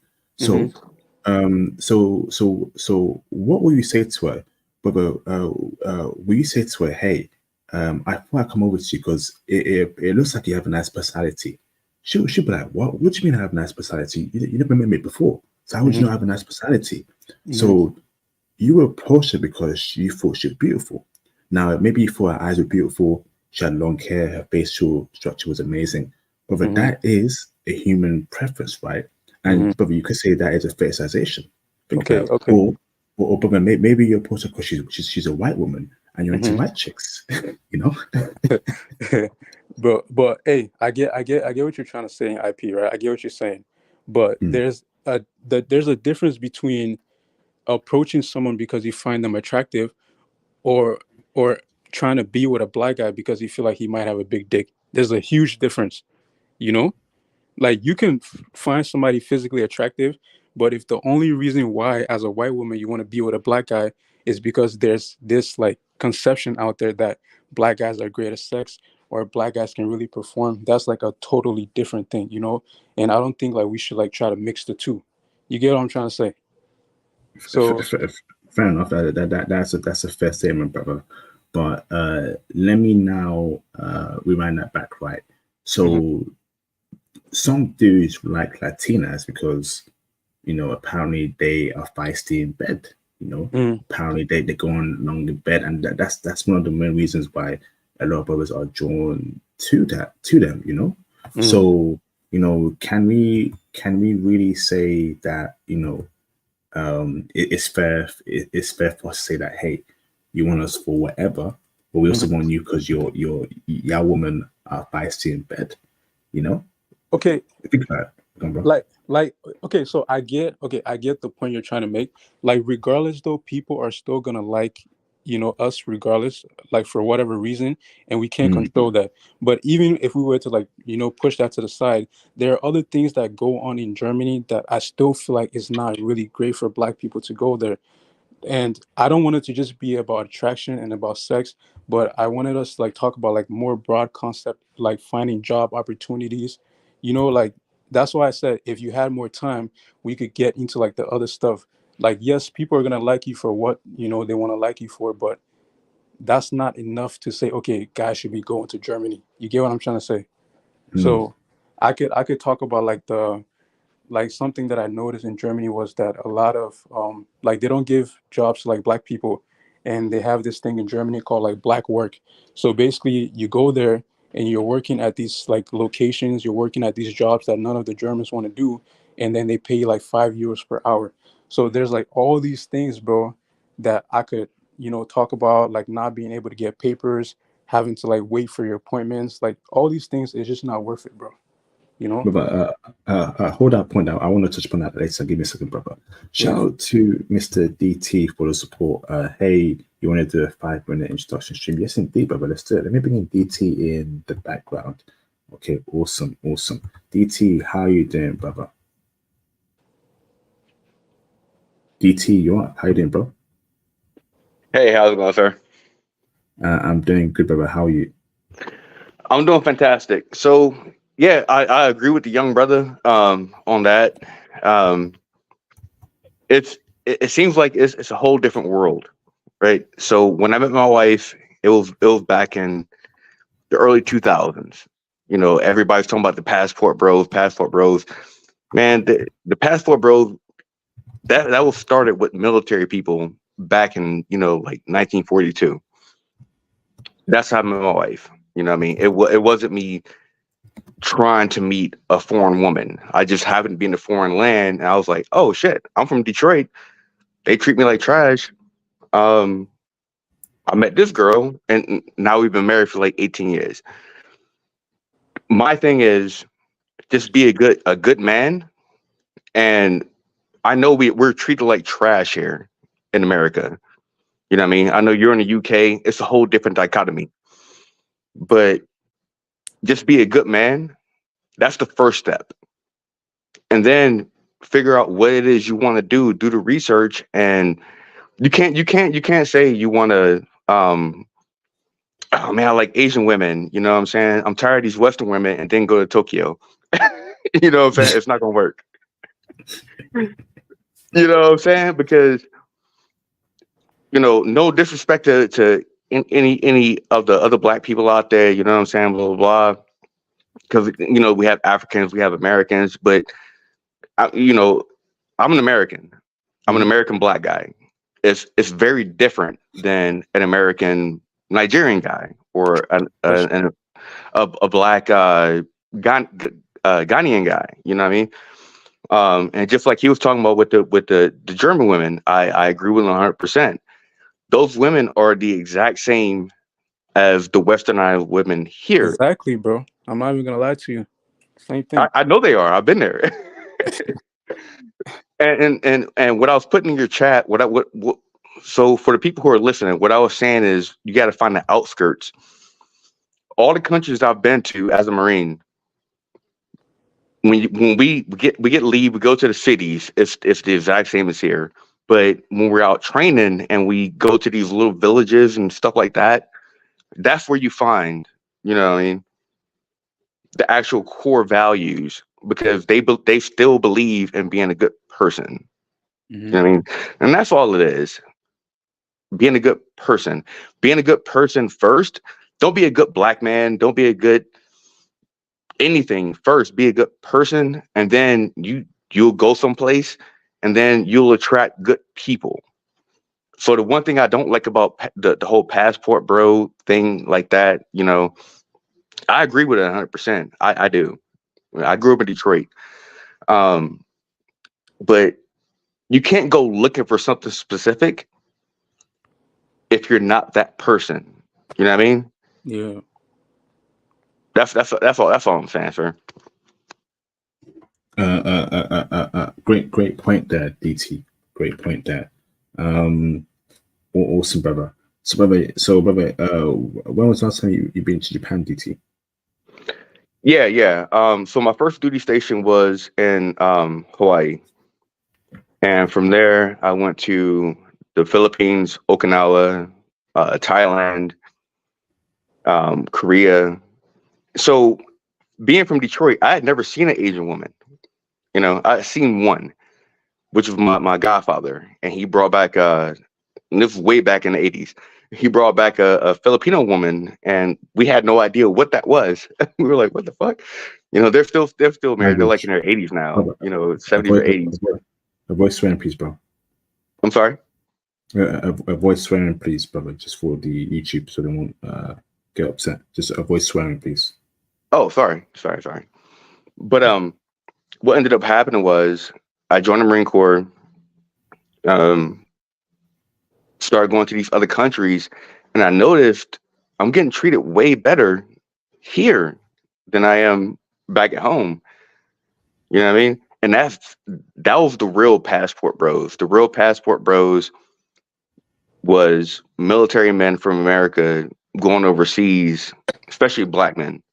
Mm-hmm. And we're like, man, you know, I can get like an apple that shined over here, and I go back home, and they're like throwing the rotten apples over here.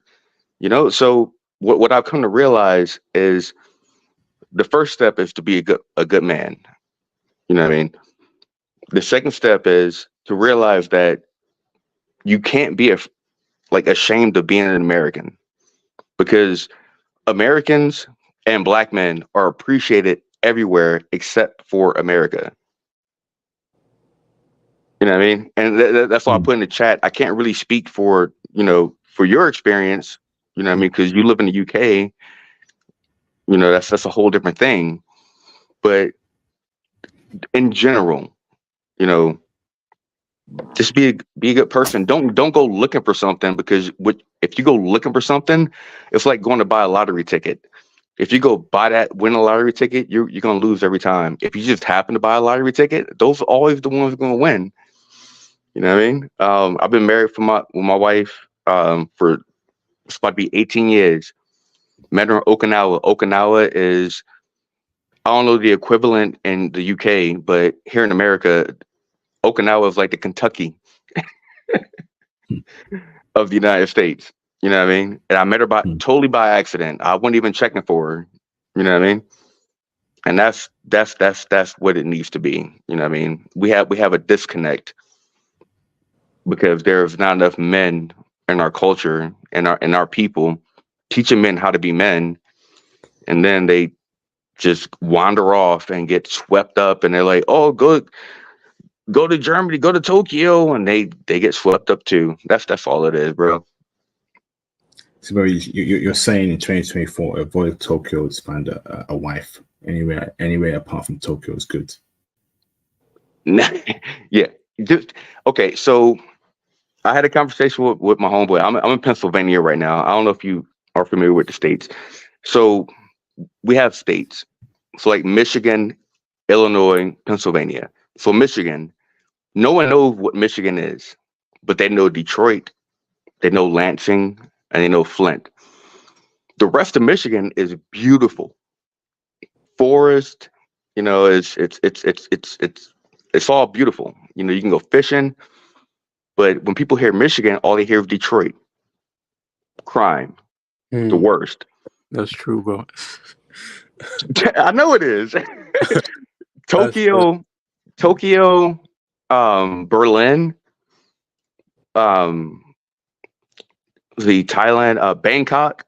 Those are the Detroits of those countries. True. I see what you're saying, bro. I see what you're saying.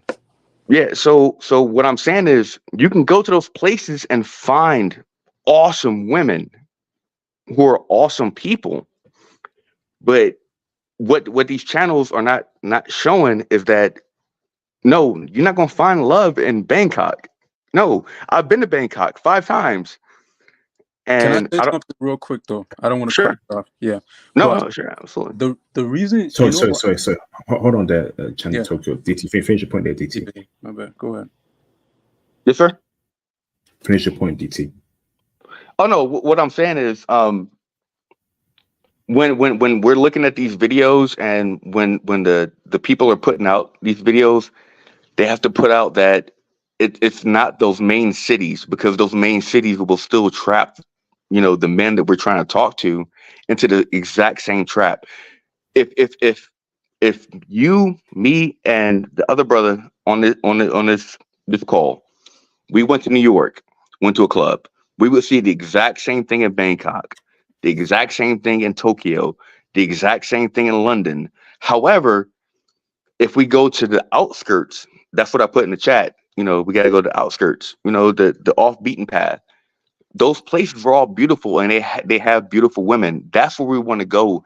So that's all I'm saying. We have to go off the beaten path. My wife is from Okinawa.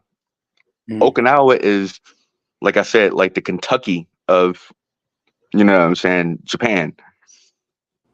So when we name these countries, and the places where we want these especially black men to go, that's correct.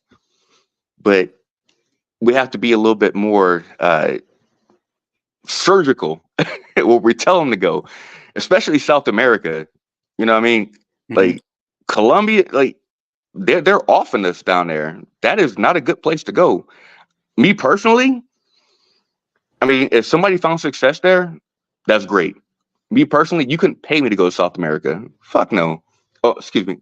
No, I couldn't.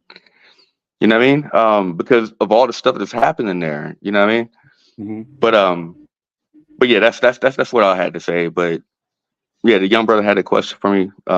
Yeah. So what I was gonna say is the reason why I feel like most people go to these big cities is number one reason is like they're concerned about their safety if they were to leave the bigger cities, right? And Yeah. actually, I took an opportunity when I went to Austria. You know, I could have went to Vienna, but then I was like, you know what? I'm gonna go to like this small city called Graz. You know, it was risky, bro, but I went Yeah. there. Like what you said, I saw some beautiful white women. You feel me? And you know, I was on like my Dr. Umar vibe. You know, I'm not trying to talk to no white girls. I'm just trying to keep myself. Dr. But I Umar. saw a lot of beautiful white women, and you know, the place was beautiful. It was very safe. Like there wasn't like crime. You know, people were just peaceful. And unlike Germany, like Austrians, you know, they will actually try to speak English if you don't speak German. You feel me? So I had a great time there. You know, it was kind of cool, but it's kind of like I just feel like people are just, you know, scared. They're just intimidated to take that step outside of the big cities. That's why they don't do it, you know? Well, it's everybody's afraid to take an escape outside their comfort zone. That's the first thing. You know what I mean? So my thing was I didn't go looking for anything. I just happened to go into the Marine Corps. I didn't even know what the Marine Corps was. I just happened to be walking through the mall in Detroit one day, and I was like, you know, I gotta get the heck out of this city.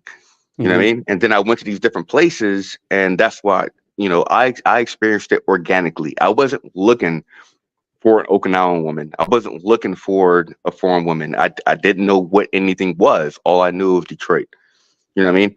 And that's why I think we need to bring our young men back to. We need to stop looking for stuff and fall into it.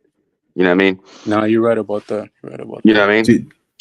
Did you speak with any white woman checking for you in that city, Tokyo? In Graz? Yeah, bro. Yes. Because so in Graz, so basically there's one white girl, she told me, like she literally asked me, she said, what are you doing here? And I was like, what do you mean? She's like literally no, like barely any black American come to this city. Like, I'm so surprised to see you here. Like, this girl is telling me how I'm beautiful. Like, she wanted to link up and everything, bro.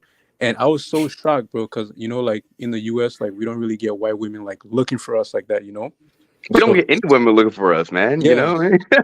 yeah. Except for the So rappers and the basketball players. exactly, like the famous dude. So when she said that, and then because I was like so focused on my studies, and then I started to like look around a little bit, going for walks, and I'm going to the gym, and I'm starting to realize like yo, there's like beautiful white women everywhere. Like us in that city, bro. Austrian women are beautiful, bro. I'm not even gonna lie to you. And they have like some Palestinian women in that city too. So there's like a mixture, bro. You can really get like any like different types of white women out there. It's crazy. Yeah, you can get any type of woman you want as long as you are the man that you can be. Like me personally, I'm not. I'm not checking for white women. I'm not checking for black. I'm married, obviously, so I'm not checking for anyone. But you know, everybody has their preference, and that's cool. You know what I mean? If you look online, you know what I'm saying, you look on the internet or whatever, they are killing us because we have, you know, there was this whole thing about, you know, the NBA draft. You know what I'm saying? It was a bunch of brothers with, you know what I'm saying, white women or whatever. That, to me, that's not my cup of tea. I like my cup of tea, you know what I'm saying, like banana flavor. I like it yellow. I like Asian women, you know what I'm saying? But it is what it is. And the point is, there's somebody for everybody, but there are some people who can't be for anybody. And as men, and I applaud this young cat, man, because at this point, when you look at the news and you look at the music or whatever, you know, anybody under like the age of 29, I don't like them, you know. I don't, but I appreciate you, bro. But as far as the Austrian women, we had a static display because I was a scout, an artillery scout. We had to go to Vladivostok, Russia, bro. Russia. Damn. Vladivostok, Russia. They were so like I don't like some people are into Russian women, and I'm not gonna say that they weren't beautiful. It just wasn't my thing. But we went to Vladivostok, Russia, in our dress blues as Marines, as Americans.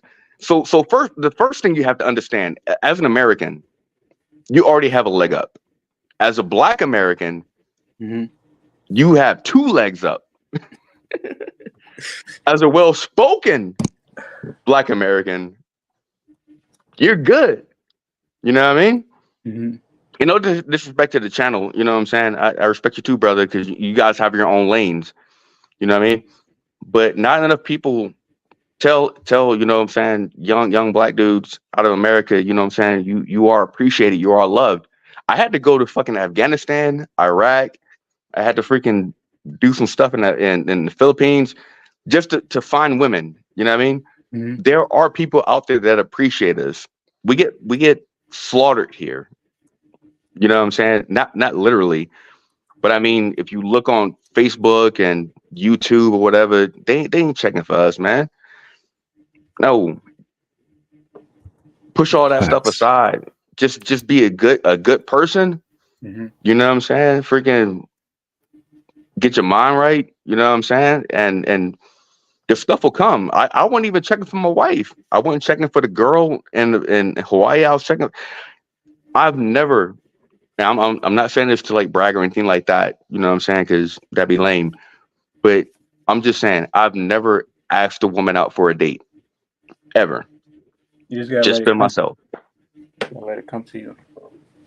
No, just don't even care about it, man. You know what I'm saying? Like me personally, I got my PS5.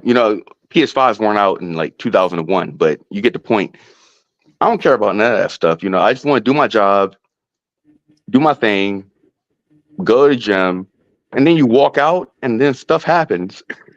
I met my wife because some dude was harassing her in the E Club. And then freaking my boss came and told me like, hey, go and check on her. And then now 18 years later, you know what I'm saying? Freaking we still married. My daughter is the girl you see in the picture.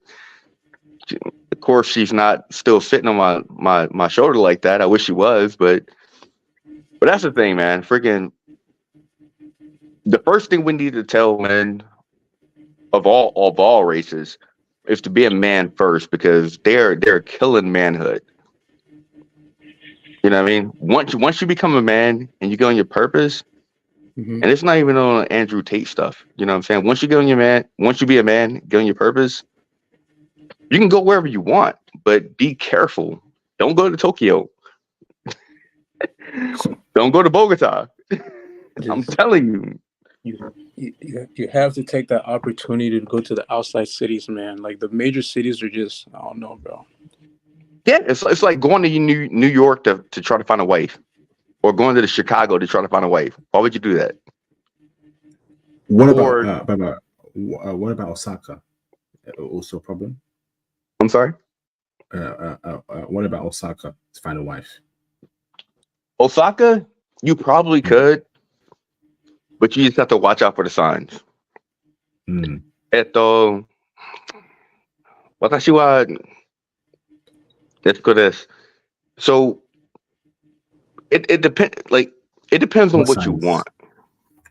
What signs in Osaka? What kind of signs, brother? Is there specific Osaka signs? No, it's the same signs you find anywhere else. So if you okay, so in Japan, especially in Tokyo, I forget what they're called. I have to call my wife and ask her, but I'm not about to do that right now, because she'll be like, "Oh, you've been drinking beer. I don't want that smoke." But they have there's a theme where they try to look really, really dark, right? And if you Google it, like Tokyo dark women. They emulate black people so much that it looks cartoonish. Like imagine like they're like Japanese Kardashians. It's freaking ridiculous. What you want to look for is like I wouldn't even say look for. That's what I'm saying. Like erase the whole look for thing wherever you go. Erase looking for anything. Just go into a place and find it organically. But the signs are if a woman who is like really really beautiful comes up to you and is really friendly, especially in South America, because there's like CIA watch list and FBI watch list for these type of people, and it ends real bad, especially in Bangkok, Thailand. If that happens, you want to keep a close eye. So like that's what I'm saying. I totally agree with the passport bro movement. I do. You know what I mean? Because like black men, we don't get love anywhere. You know what I'm saying? Until we go somewhere where they don't even know we exist. They're like, oh shit. Or oh crap. I'm sorry. Oh crap. You know? Mm-hmm. But we have to be careful because I'm seeing more and more news stories about, us being taken advantage of.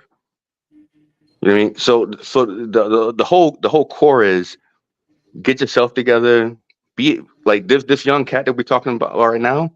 He can go anywhere in the world right now and do his thing. But the point is, and it's the same thing I talk to my workers about. Don't work to get promoted. Get promoted because you work. It's the same thing in the dating game. Don't go to Thailand to find a wife. You know what I'm saying? Go to Thailand and find a wife. If that's what if you have an aesthetic that you're looking for, build yourself up, go to that place and just roam around. Don't go there with a specific purpose. It'll never work out. You know what I mean? Like I said before, I wasn't going to Okinawa. I didn't join the Marine Corps. You know what I mean? Going to a couple of wars just to find my wife. That'd be stupid. Yeah, you can't be desperate, bro. You can't be desperate. Oh, just and be comfortable with being alone. You know what I mean? The most peace a man will have is being alone. I'm in my hotel room right. I love my wife. I love my daughter. I do. They're in North Carolina. I'm in Pennsylvania, building a freaking solar site. I got my big TV. I found this guy's site. I'm gonna support him. You know what I mean? I'm glad I found it. You know what I'm saying? And also let me talk to you. I'm gonna continue to support him. But all a man needs is peace. If you're going somewhere to find your peace, you'll find somebody. If you're going somewhere to find a woman, it's not gonna work out, bro. It's not. At least from what I've seen. You know what I mean? Wow. Amazing. Thank you, bro. I want to touch upon the dude quickly before I wrap up the stream. So Sure. Talking of Chanel, Germany. So brother, so you were obviously I think we got to do a stream in the future, but you're telling me that brothers ain't getting jobs in Germany. Are you referring to Africans and not Black Americans and Black British people, right? I'm the way the way I look at it from both perspectives, Like people don't know that okay, you're from the UK or I'm from the US until we speak. You get what I'm trying to say? So whether you're African, whether you're American, you're from the UK, if a Black guy who's African is not getting jobs, then it's most likely that you are gonna encounter similar issues, Like I've tried, because I have a U.S. passport, so I could stay in Germany without really having my resident permit, and they were cool with it. But if you were an African person, you can't really do the same thing. You have to get papers. They make it very difficult for them to get papers. They make it very difficult for them to get jobs. Like, bro, I literally seen like some African people working jobs that a German person would not want to work, bro. And some, So I'm sorry, I got yeah, to interject. mm-hmm, I'm sorry, not to be rude or anything like that, but speaking from an American aspect. mm-hmm. So I kind of see where you were going with that, and to me, that's a victim mindset, Wait, but I'm not right? finished yet. I'm not finished No, yet. no. All right. Yeah, Okay. All right. My bad. Let, Sorry. let Go him ahead. finish. because Yeah. it's Of course.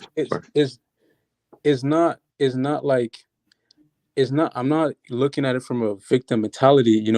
I like when I go to these countries, I like to observe, how life is, and you go to these places, they say that they're hiring, you put in your application, and then they'll tell you, okay, we're not hiring, right? And then these guys have to go and work at these places, like, and it's not like the US or the UK where the minimum wage is like a little bit higher.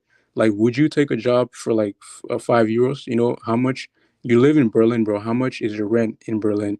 How much are you going to pay for food, your cost of living? You get what I'm saying? Everybody is like traveling to different countries, to find, their peace of mind, whether it's to study and to become better or to get a better life. But if you go to Germany and you can't even like, get that better life that you want, is it really worth it? And we also have to talk about the taxes. Guys want to go there to live there. Germany has very high taxes, you know? Yeah. It's a socialist country. Yeah, So is what you should do is come back to the United States, get your money up, and then once you're ready, go back to that country. and that's what I did. I looked at it and I was like, yeah, I'm in Germany. The taxes are high. Yes, Germany was what do you call it? They were hiring engineers at the time because they said that there were barely engineers in the country, so they started like bringing all these guys from like Africa, from around the world, in order to like fill that gap. But when you look at like how much they're gonna take off of your taxes, if you look at like your chances of getting job, I felt like it wasn't worth it, so that's why I came back. But it's just like all these other things that go on that makes me have this point, you know Yeah. so So the whole thing is my thing is this, man, and this is a hill I'm willing to die on. You know what I mean? Don't block me from your channel for Santas. Okay. Um, no, Yeah, I'm go gonna ahead. make no, Mind, I'm, bro. keep I'm it not, I'm easy. not going. Yeah, I'm not going to keep it easy. encourage or anything like that. It's Okay, just my personal thing, Hmm. and it actually it means something to me because we had a whole like company wide meeting Hmm. about this. So it starts with this. I don't like the fact that I don't like DEI. I don't like preferential treatment. I don't like the fact that you hire somebody based on this. I don't. I don't. I've been the only black person in my position for my last three companies. Hmm. That's just is what it is. You know what I mean? And I've been the best. My sites, the solar sites that I've done have been on commercials, and I've been the only black person there. Hmm. I I've had people, say some crazy shit to me or crazy stuff to me. I'm sorry, crazy stuff to me. But I don't care. Who cares? As no long as you are. I'm sorry. no, I get you though. I get you. I don't care either. Like, those stuff doesn't bother me, but I just want to just be transparent with guys who wants to go there, like, it doesn't bother me, bro, you know If you don't like it, then don't go there. If you don't feel that you could succeed in a place, then don't be in that place. That's all I'm saying. No, I get the point that you're trying to make. I'm saying that I just want to just like tell guys these things because like a lot of things that I see YouTubers do is that they only focus on like the positives when you're traveling. They don't give you like the raw. I want to tell guys, okay, hey, if you're gonna go to Germany, this is what you should look out for if you're this type of individual. Like, yes, your experience is gonna be different, but also keep this in mind. You know, I'm not gonna lie to you. Did I have a great time in Germany too? Yes, I did. Like, I love German transportation. I love the efficiency. I love how healthy the food was. Like, I used to go to the I Yeah, used to man. go yeah, I used to go to the Biomart where I got like organic food. one of the African restaurants out there is a Ghanaian restaurant. Didi Pie was really good. Like, I had a great time, bro. The clubs are great, but we have to like look at it from both sides. Like tell guys like. But see, here's the thing. Here's the thing. Here's where we diverge. Everything you just said, I love it, man. I do. I get it. But Germany has been.